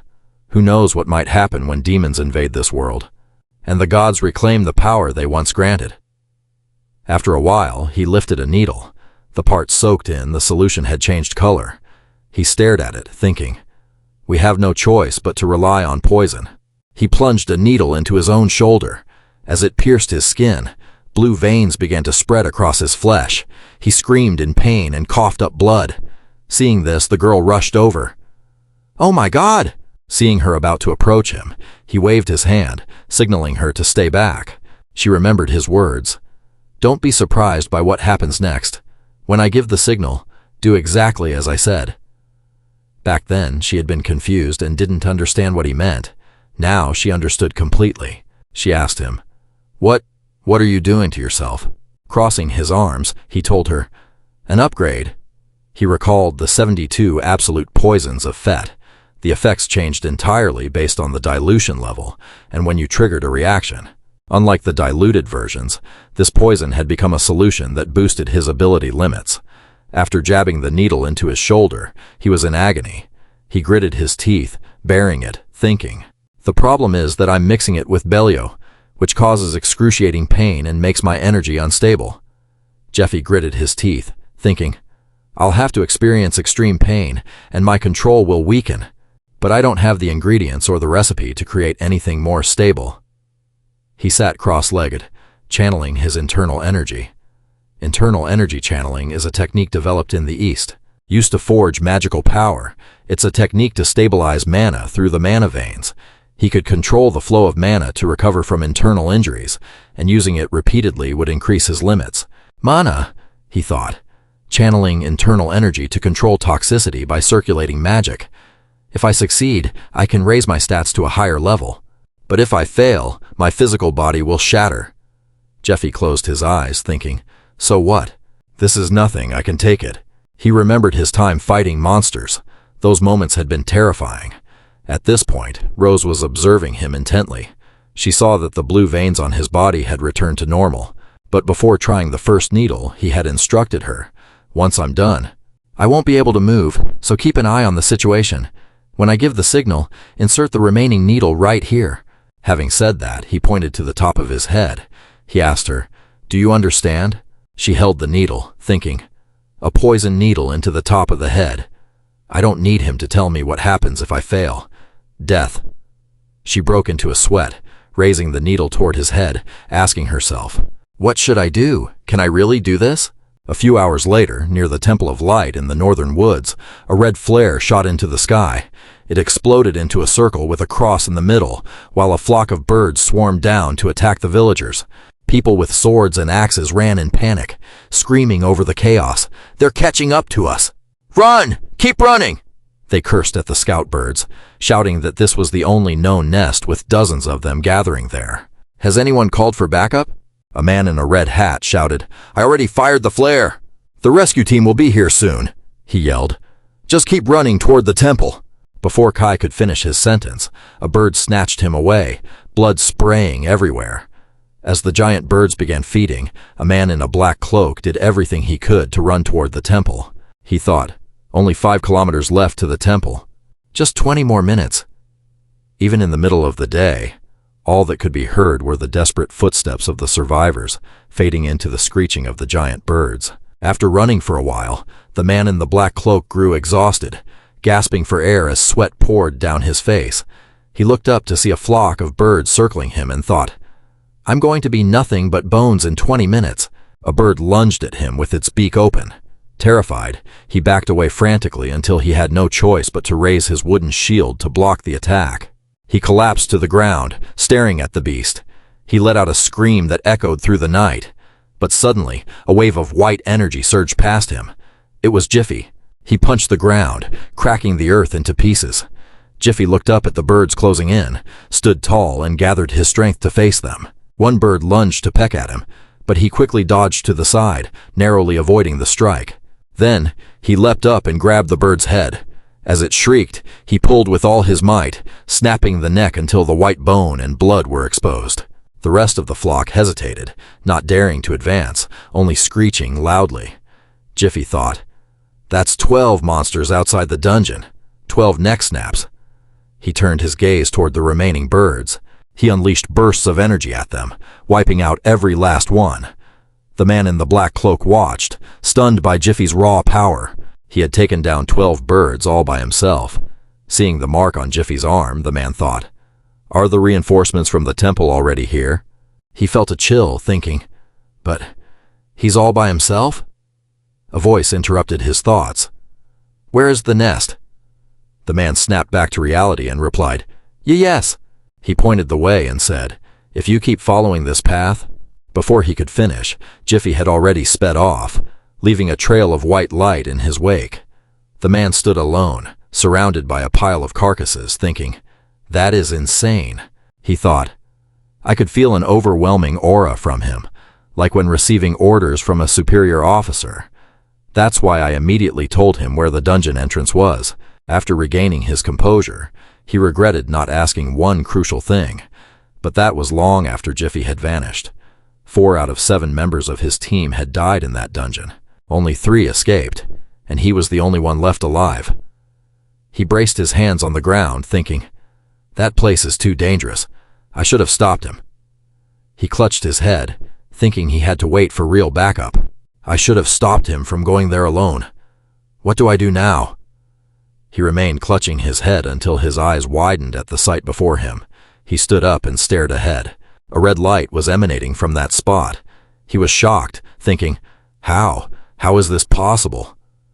From the red light, Jiffy emerged, dragging the head of the final boss. He arrived and clapped his hands together to dust them off, looking at his arms. He thought, my body feels so light. It seems my stats have doubled, or maybe even 2.5 times now. Success. If I get the right gear, it'll be even better. He fired a blue flare into the sky, thinking about what gear to pick. The blue flare was a signal that the danger had been neutralized. In the shadows, a man in a black cloak sat in a gloomy, dark space. He thought, soon. A few days ago, at a magnificent castle, a toad nest had gone out of control. They were going berserk, charging at the citizens. Moreover, the mid-sized nest was being led by a 30-meter-long boss.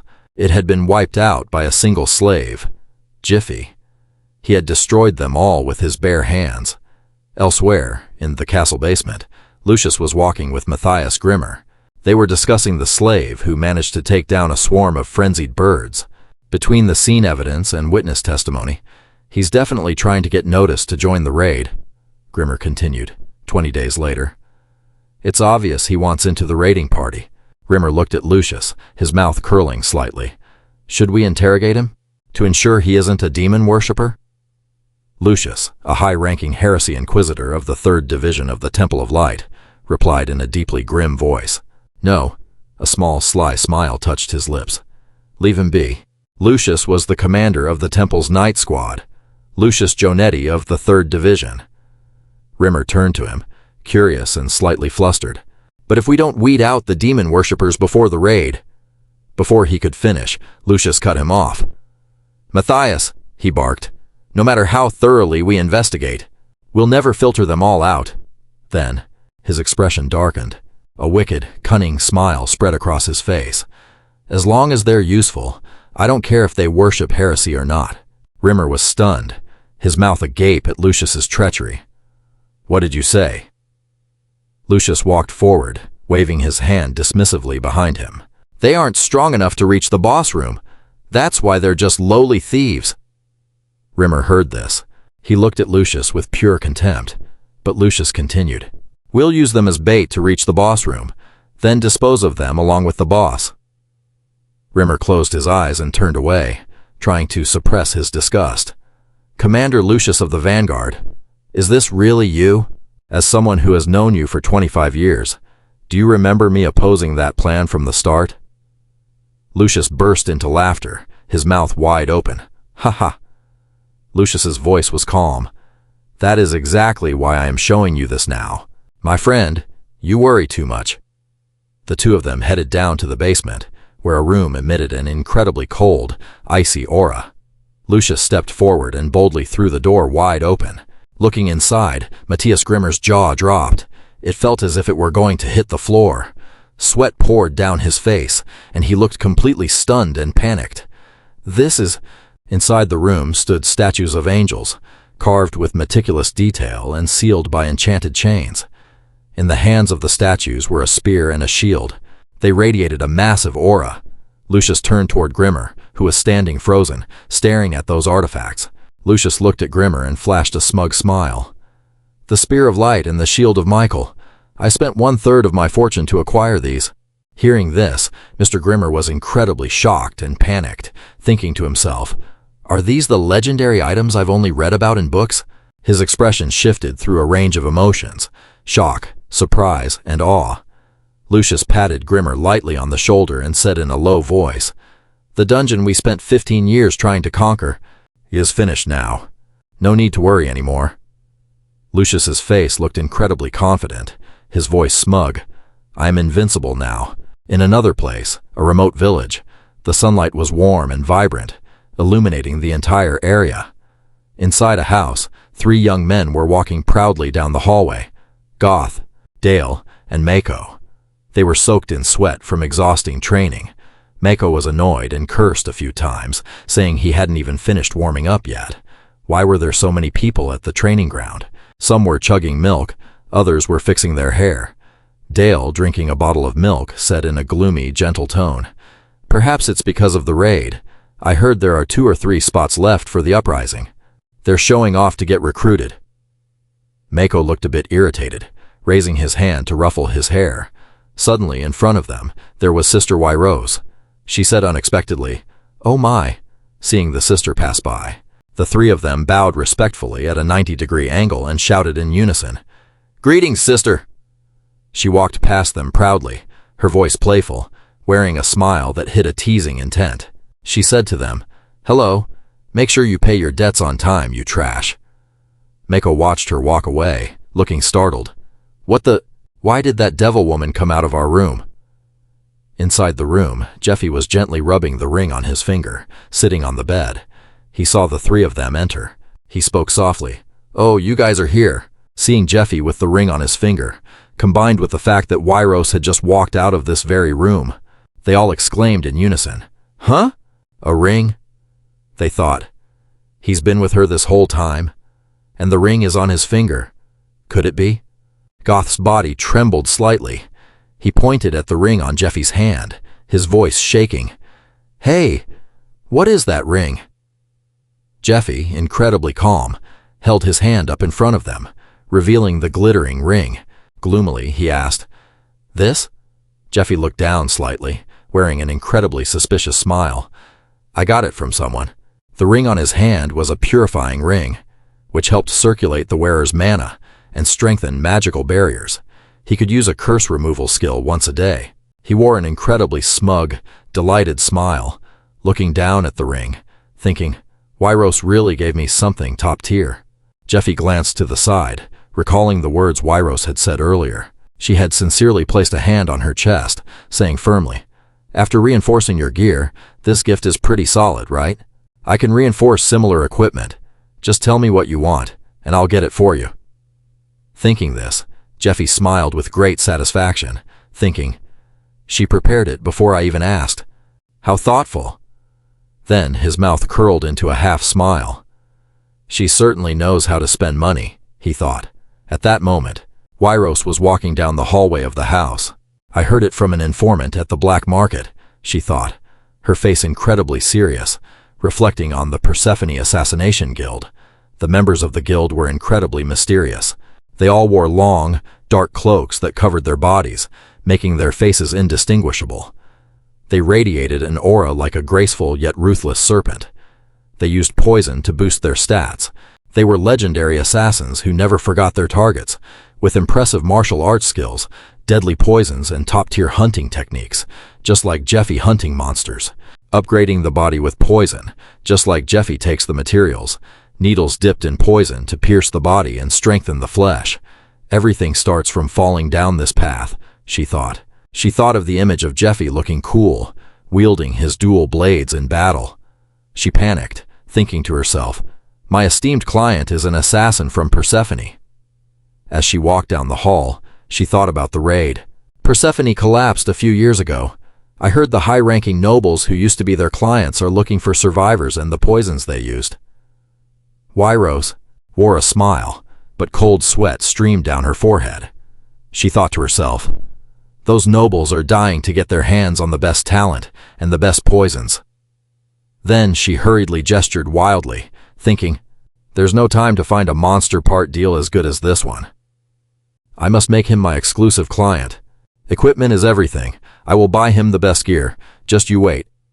Jeffy, inside the room, realized something. With a blank expression, he thought, "She seems to have misunderstood something. Whatever." After that, his gaze became incredibly sharp. "Actually, that's fine too," he thought. "If Wyros spreads rumors about me, he will come looking for me." Jeffy thought of a certain silhouette. It was Feth, his back broad, holding a blade in his hand. Suddenly, Goth patted Jeffy on the shoulder, his face looking incredibly awkward, his voice trembling. "Since when have you been involved with that lady? You're really something else." Jeffy was also caught completely off guard. They stood there, stunned for a moment, before Elle suddenly spoke up. "That's why he didn't come home last night." Marco immediately added fuel to the fire. "You have to have some self-respect as a man." Jeffy heard this and thought, "What the hell are these guys yelling about? I have something to say about the dungeon." Suddenly, a loud bang echoed from outside. All four of them stared at the door, frozen in place for a moment. Marco walked over to open it. "Who's there?" But there was no one outside. Marco looked surprised. "Huh?" Suddenly, he turned and saw a piece of paper pinned to the door by a dagger. The note read, "Urgent request. The Gogi team must depart immediately and report back after analyzing the situation." They stared at the writing on the paper, exclaiming in shock, "Who on earth would send an urgent request like this in secret?" "But it looks like an official document. It even has a seal on it. It's the Hunter Guild Master's seal." The three of them were completely stunned. Seeing this, Jeffy snatched the paper right out of Marco's hand. "Let me see." As he read the words on the paper, he was extremely surprised. Then a smug smile spread across his face. "This seal, it's his. This request was written by Net," he thought to himself. "Yeah, he's been setting up this invitation." Then Jeffy crushed the paper in his hand. He declared, "I'll go myself," with a triumphant grin. The next day, in a certain forest, Jeffy was running at breakneck speed. With 20 days left until the expedition to the Temple of Light, he ran, his breathing steady and undisturbed, his face cold as ice. The dungeon they were conquering was the Origin Dungeon, the tomb of the ghastly princess, one of the world's 8 enigmas, marking the fall of the ancient Media Empire. It was an incredibly gloomy dungeon where monsters, nothing but skeletons, marched endlessly out of the gate. Because of its difficulty, it had already been conquered 15 times, but no one had ever reached the boss room, so the standards for the expedition were extremely high. Jeffy kept running as if his life depended on it. He had spent a year in a rank 5 hunter squad. Either be a slave to a priest to join, or get a recommendation letter from a slave. Jeffy reached a valley, but he didn't stop. He kept running straight, only when he was satisfied. Could he join one of those teams? "I don't have the qualifications to reach rank 5 if I start grinding now," he thought to himself. Then he leapt forward with tremendous force. "This time I'll use Net." He then soared across to the opposite mountain. Net was the personal slave of the heretic inquisitor, Matthias. If I can trick him and take his recommendation letter, I'll be able to join the expedition team, Jeffy mused. Net, the man who couldn't fail his mission. Attacking me again? Someone who uses the same martial arts as him? Jeffy's face turned serious. Is he testing me? Does he think I'm an ally sent by his master? Suddenly, on the way, he spotted a broom, or maybe a criminal who stole the sect's secret martial arts. If he wanted to take him on, Jeffy landed hard on the ground. The ground cracked beneath his feet. Wind whipped around him. Dust clouds obscured his figure, but the energy radiating from him was palpable. Just how strong have I become? He wondered. Jeffy wore a grim expression, staring straight ahead. Opposite him, a figure was also shrouded in the dust. The person spoke. You've arrived. The man spoke with a smug tone. Hearing that, Jeffy's eyes widened. That voice, he thought. Did you come alone? Sahaku spoke up. Jeffy was shocked, thinking to himself, Sahaku? Why is he here? He squinted his eyes, looking at him with intense coldness. Hey, why don't you go home and suck on your mother's milk? I don't feel like playing with you. Hasaku laughed mockingly and said, You've been running around in my head for the last 10 days. Then, Hasaku looked at Jeffy, pointing to the stinging pain from the wound Jeffy had caused him. He added, furious, I haven't been able to sleep. Hearing what Hasaku said, Jeffy stood there deep in thought, not saying a word, just watching to see what he would do. Then, Hasaku held a sword in one hand and a spinning ring in the other. He sneered, Check out my new move. Prepare to die. Suddenly, Jeffy's eyes appeared right in front of Hasaku, leaving him wide-eyed and speechless. In that split second, Jeffy dashed past him like a lightning bolt, landing a solid strike. A grunt escaped Hasaku's throat as he was sent crashing, face first into the dirt. Jeffy shouted, You idiot! Now, in his mind, Jeffy was thinking that Net was the perfectionist villain. He thought, That fool, Sahaku, can't even scout me properly. Jeffy's hands clenched tightly. Deep down, he felt the guy must be planning something else. While Hasaku lay face down, Jeffy called out loudly, Stop hiding! Come out already! Are you scared? Suddenly, amidst the swirling dust between the mountains, a loud, mocking laugh rang out. Someone was sitting behind Jeffy, laughing boisterously. It made him pause in thought. A purple, octopus-like creature with many tentacles was laughing hysterically, one hand holding something. A curse was shouted out. Damn idiot! It turned out to be Hasaku, who had recovered and stood up, looking furious. You're really ticking me off now. The purple tentacles began to writhe. Instantly, they morphed into something else. It immediately transformed into something long and massive, with many eyes and mouths full of jagged teeth. Jeffy's expression showed pure shock as he thought, "What is this?" Hasaku roared in anger. "I will kill you slowly and painfully. I will tear you apart." At that moment, Hasaku was riding the monster. He screamed an order. "Devour him, Shoggoth!" This caught Jeffy completely by surprise. He stood frozen. Now Hasaku was laughing with pure excitement. "Die!" Suddenly, something happened. Hasaku's eyes rolled back. A beam of powerful light shot straight into the Shoggoth mass, leaving Hasaku stunned. Gritting his teeth, he thought to himself, "Huh? What?" The Shoggoth tentacles were coiling into a circle. Jeffy immediately fired a blast of energy into it. At that moment, he realized, the Demon King Disciple's bioweapon. "Shoggoth, I never expected to run into one of you here." The story goes like this.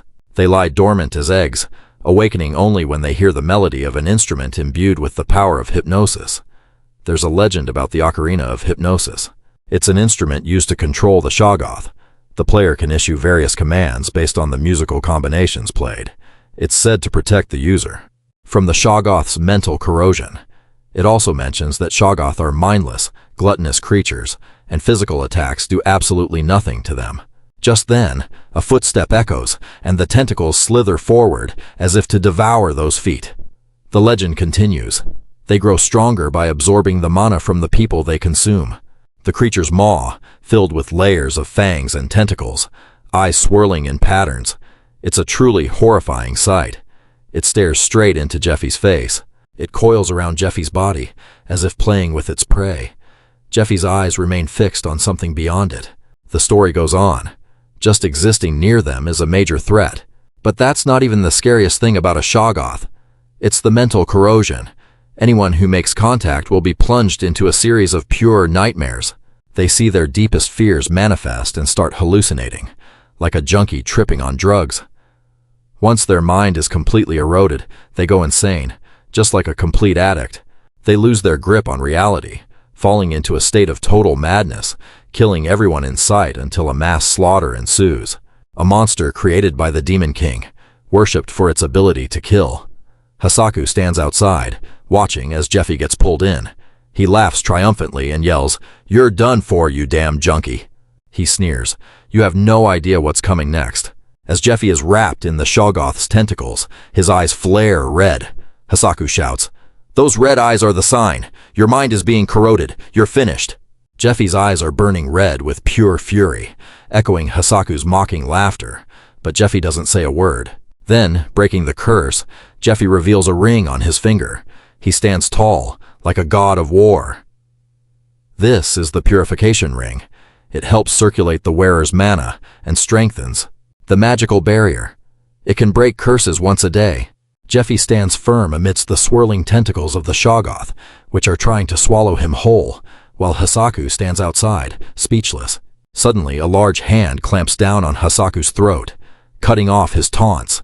He struggles, gasping and gurgling, his eyes bulging as the grip tightens. Jeffy's gaze is cold and angry. For a long time, I only thought about ensuring my own survival and those around me. Jeffy grips his sword and lowers his head. I thought this was the obvious thing to do in this cruel world. But one day, a different thought crossed my mind. Jeffy looks up at the sky, watching birds spread their wings. I asked myself, what would happen if I had more allies to fight alongside me? He continues, what would happen if the rest of humanity started to unite? His voice suddenly falters. Then the image of a man appears. Next, the image of a woman. Jeffy speaks. The person I love, standing before a grave with a crown placed in front of it. Jeffy wonders, would they live longer?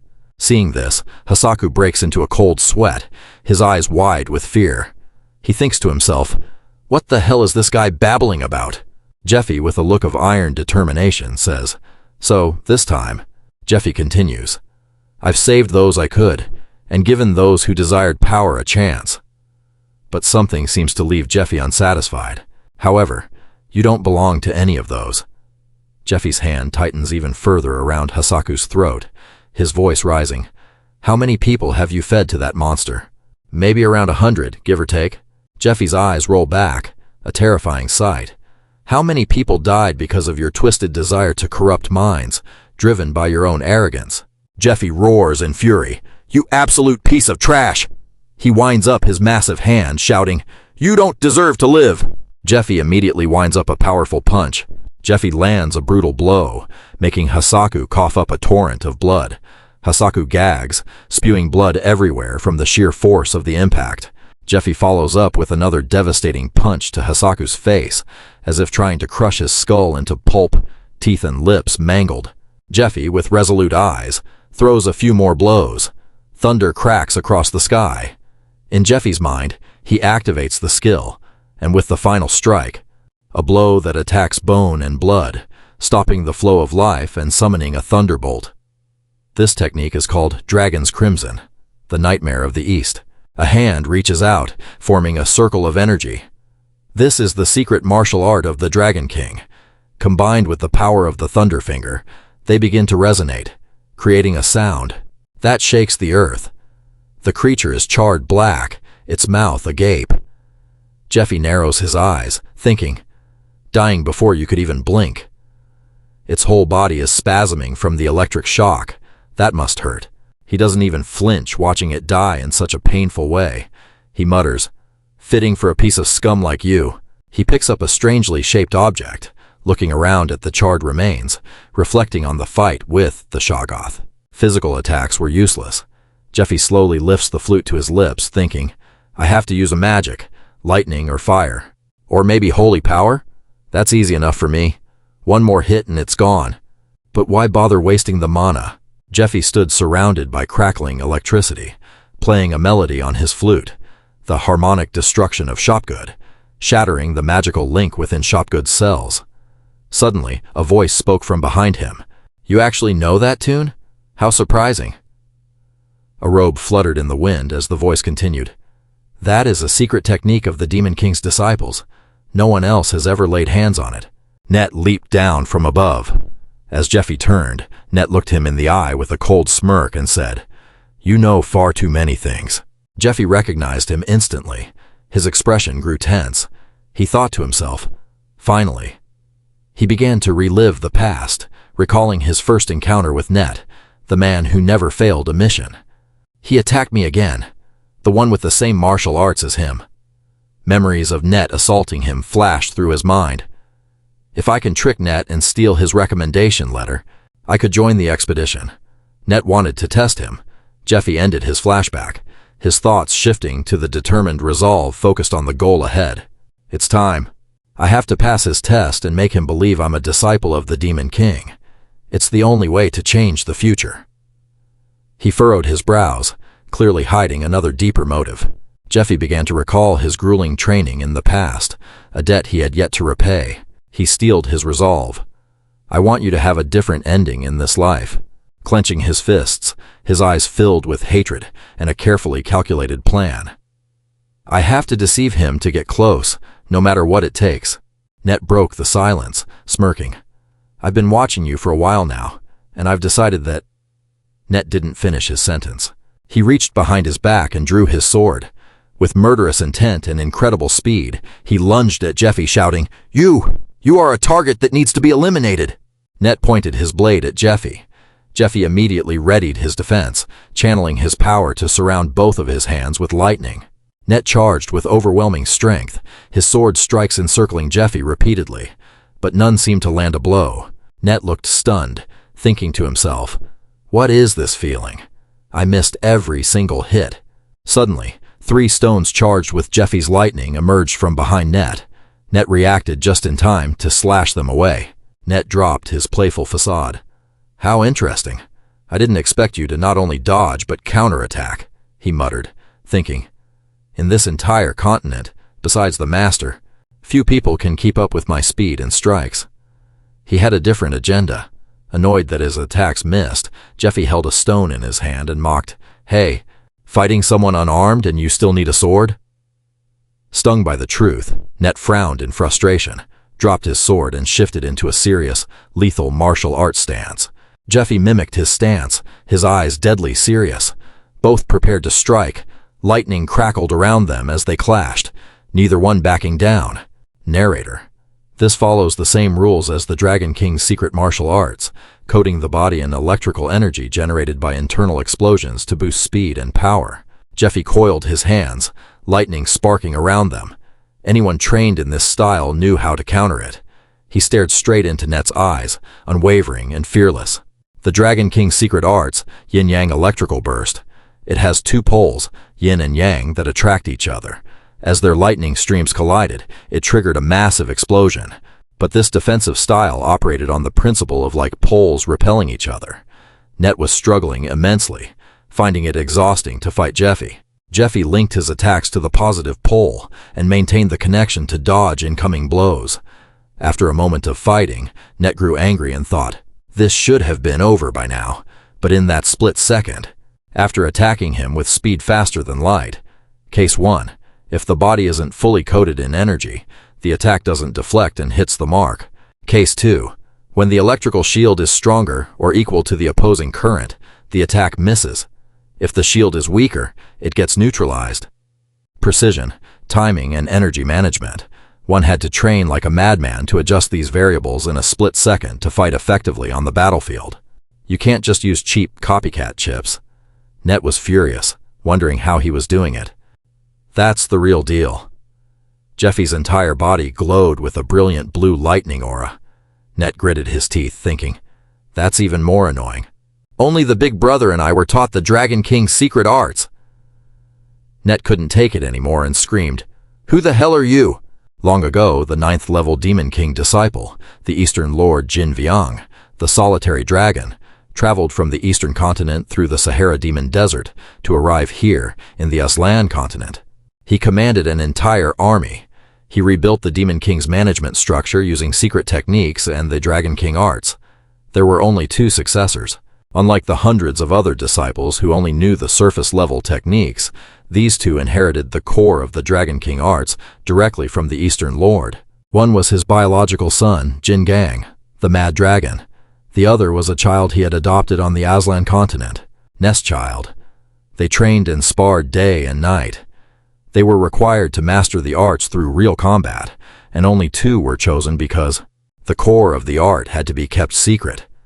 In the dusty, barren desert, Net barked, you are definitely not one of the 2 core disciples.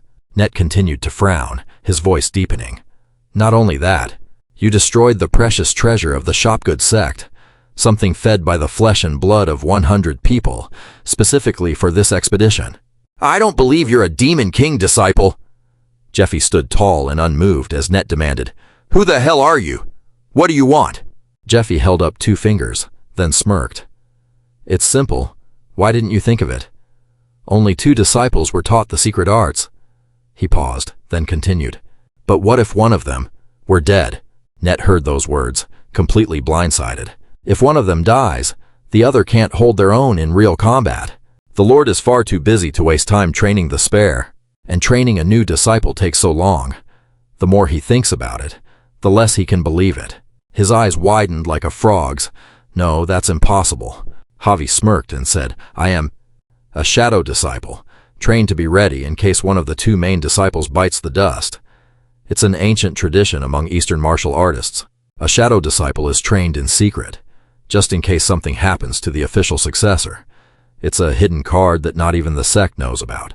It exists to ensure the sect's survival in emergencies, but they are supposed to be killed if the official successor successfully matures and takes the throne.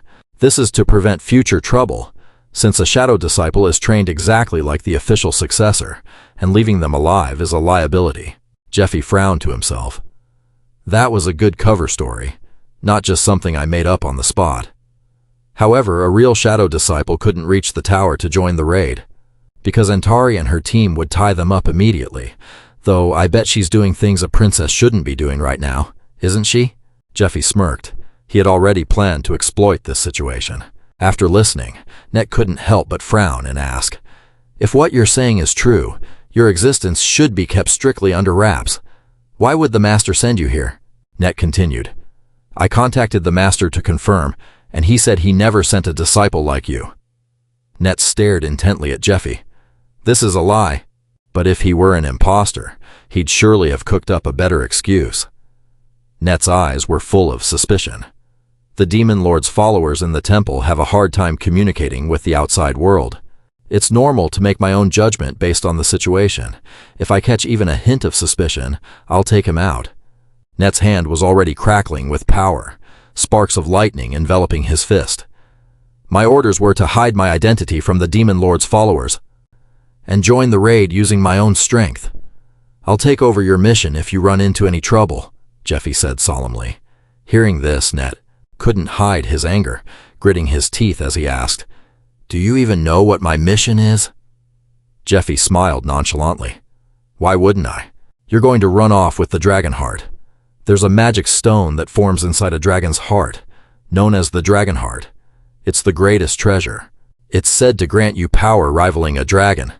Legend has it that 1,000 years ago, the cursed Princess Eurydica was the first in history to find this item, and she took it down to the grave. The Temple Knights could never keep up with the Demon Lord's lightning-fast speed. The moment you get your hands on that dragon heart, no one will be able to stop your escape." Jeffy pointed at Net and continued, "However, whatever you can do, I can do just the same." Net was startled. Jeffy smirked mockingly. "The Master was worried about sending you on this mission alone, wasn't he?" Net's eyes widened in fury, left speechless. "The reason I disobeyed orders and lured you here with those fancy distractions is because the conditions for joining the raid are more complicated than I thought. Why choose the hard road, when the easy one is right in front of me?" "That's how it is, but anyway," Jeffy rubbed the back of his neck helplessly, but then his expression turned serious. "Actually, I have something private to discuss with you." Net looked visibly annoyed. "Something private to discuss with me?" As he stepped back, Jeffy quickly closed the distance and whispered into his ear, "It's about the blood tier." Net's eyes widened in shock. How does he know about that? The blood tier was his family's stolen heirloom. He was following the Master to find a way to take it back and get revenge on the temple. Only the Master and he knew about it. Net, unsure, could only ask, "Tell me, what do you know about the blood tier?" Jeffy folded his arms, looking smug. "I'll tell you once I decide you're trustworthy. First, why don't you make my life a bit easier? You can add me to the raid party, right? I'm sick of the filthy quarters assigned to the last group of hunters." Net didn't answer. He just squeezed his eyes shut. "There's no way I can trust this guy." "Follow me. There's somewhere you need to go with me." Net turned and left. Scene shifts to an abandoned mansion near the temple. Net walked in and called out, "Everyone, I've brought the last one." Net gestured to Jeffy. "His name is Jeffy. He was sent by the Master to support me on the mission. I've already verified his background." A dark figure sitting in the corner spoke up. "I thought you were quite interesting. I guess that explains it." It was Mattia Grimmer, the 36th ranked follower of the Demon Lord. He smiled warmly. "Feel honored to be fighting alongside the successor to the Eastern Lord, kid." Jeffy frowned in irritation. Mattia Grimmer slammed his hand on the table at this. "The slave-level candidates participating in the raid will follow the cult investigators and the hunters. It's been decided. All 40 of us are Demon Lord followers. Since we have a newcomer, I'll explain the strategy again. You all need to memorize this. There is absolutely no room for error." Mattia Grimmer spoke loudly. "For the glory of the Demon Lord's cult." Jeffy still looked quite annoyed. "I thought it would be great if I could find the Demon Lord's followers, hiding in the army by using Net. But the fact that all 40 of them are Demon Lord followers is so crazy that I don't know whether to laugh or cry. They're different from Net, who just stepped on items and monsters, or his past self, who had nothing but ambition at that time." Jeffy thought about the bearded old man and the masked guy. Gee, they were both incredibly strong, an elite force formed for a single purpose, to carry out this mission. And there was also that guy with bandages wrapped all over his face. If you guys are really that powerful— Jeffy fell silent. Then why follow that Demon King? Net cast a sideways glance at Jeffy. The fact that he revealed his identity proved the Master didn't fully trust him. Net wondered if he even knew about the blood tiers. Just how close were they? Maybe he's the one sharing all these secrets? The one the Master trusts might not be me, but him. No, I can't let myself waver. Net consoled himself. The master made a promise to him. Net recalled the past, the words the master told him. If you become someone important to me, I will help you take your revenge. Net clenched his fist, filled with determination. I need the master for the sake of my revenge. That's why. I will seize that dragon heart no matter what happens. Wait, not the night guy, it's me. Besides, Net kept eyeing Jeffy. If he is the night disciple, the one honed to replace me, then he might be wishing for something to happen to me. Because if I die, he'll naturally become the official successor. Maybe he'll hold a knife to my throat. Matthias Grimmer's voice rang out after explaining the strategy. I will divide you into groups. The escort team will follow our brother, Net, and protect his retreat. The assault team will confront the Knight Commander, Matthias Grimmer ordered. Net reached out to shake Jeffy's hand and said, Since we've been assigned the same mission, isn't it only natural that we end up in the same group? Net smiled, secretly thinking, if he intends to steal my achievements and my life, it would be better to keep him close instead of keeping my distance. I look forward to working with you. Jeffy looked at Net's outstretched hand with suspicion. In his past life, Net had collapsed. After trusting the wrong person, while blinded by hatred, his outward loyalty and patience meant making an enemy of him was useless. On the contrary, I want him as an ally.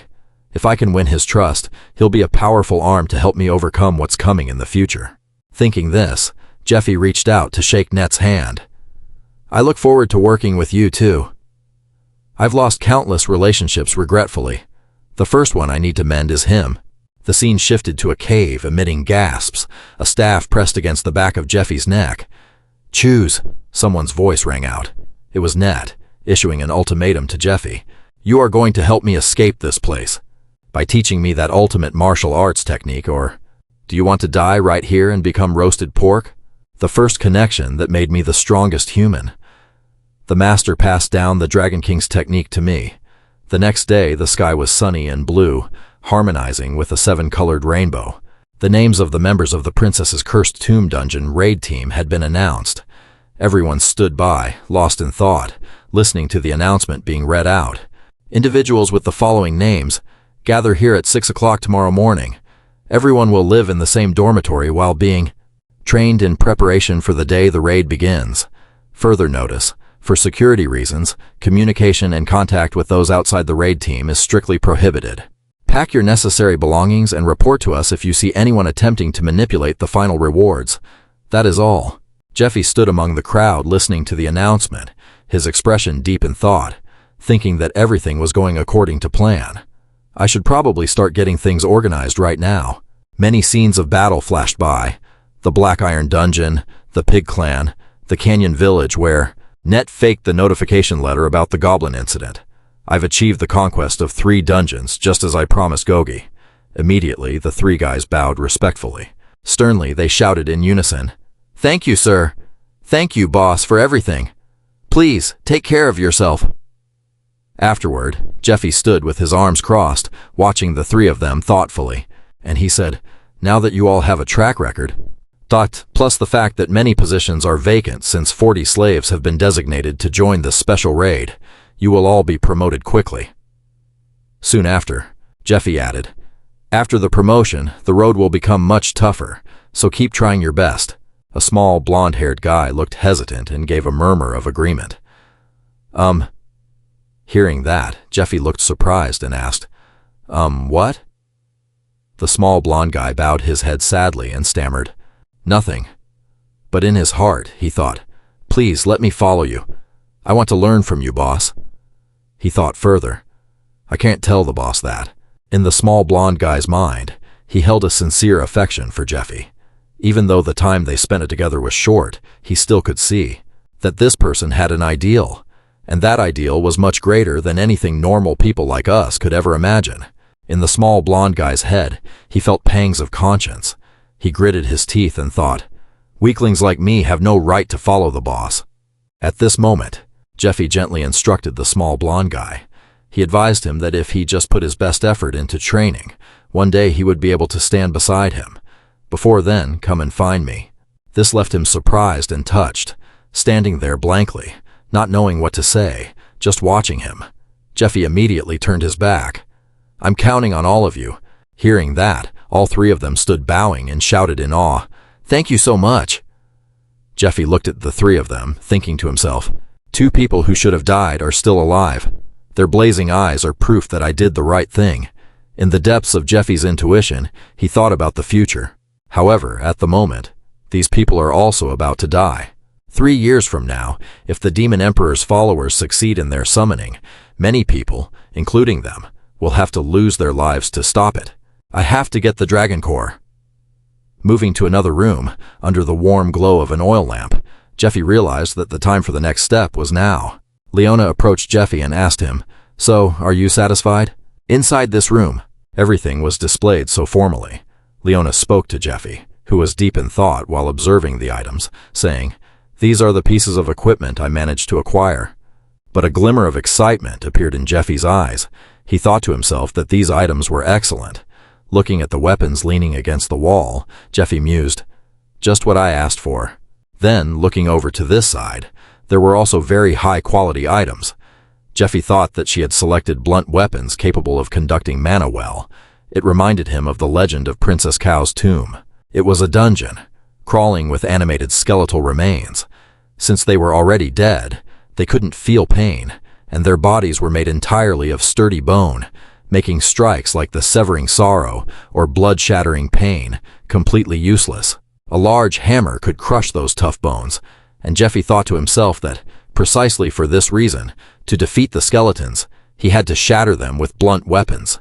At this moment, Jeffy rested his hand on his chin, looking contemplative, and said, "These weapons are top quality. I'll take them all."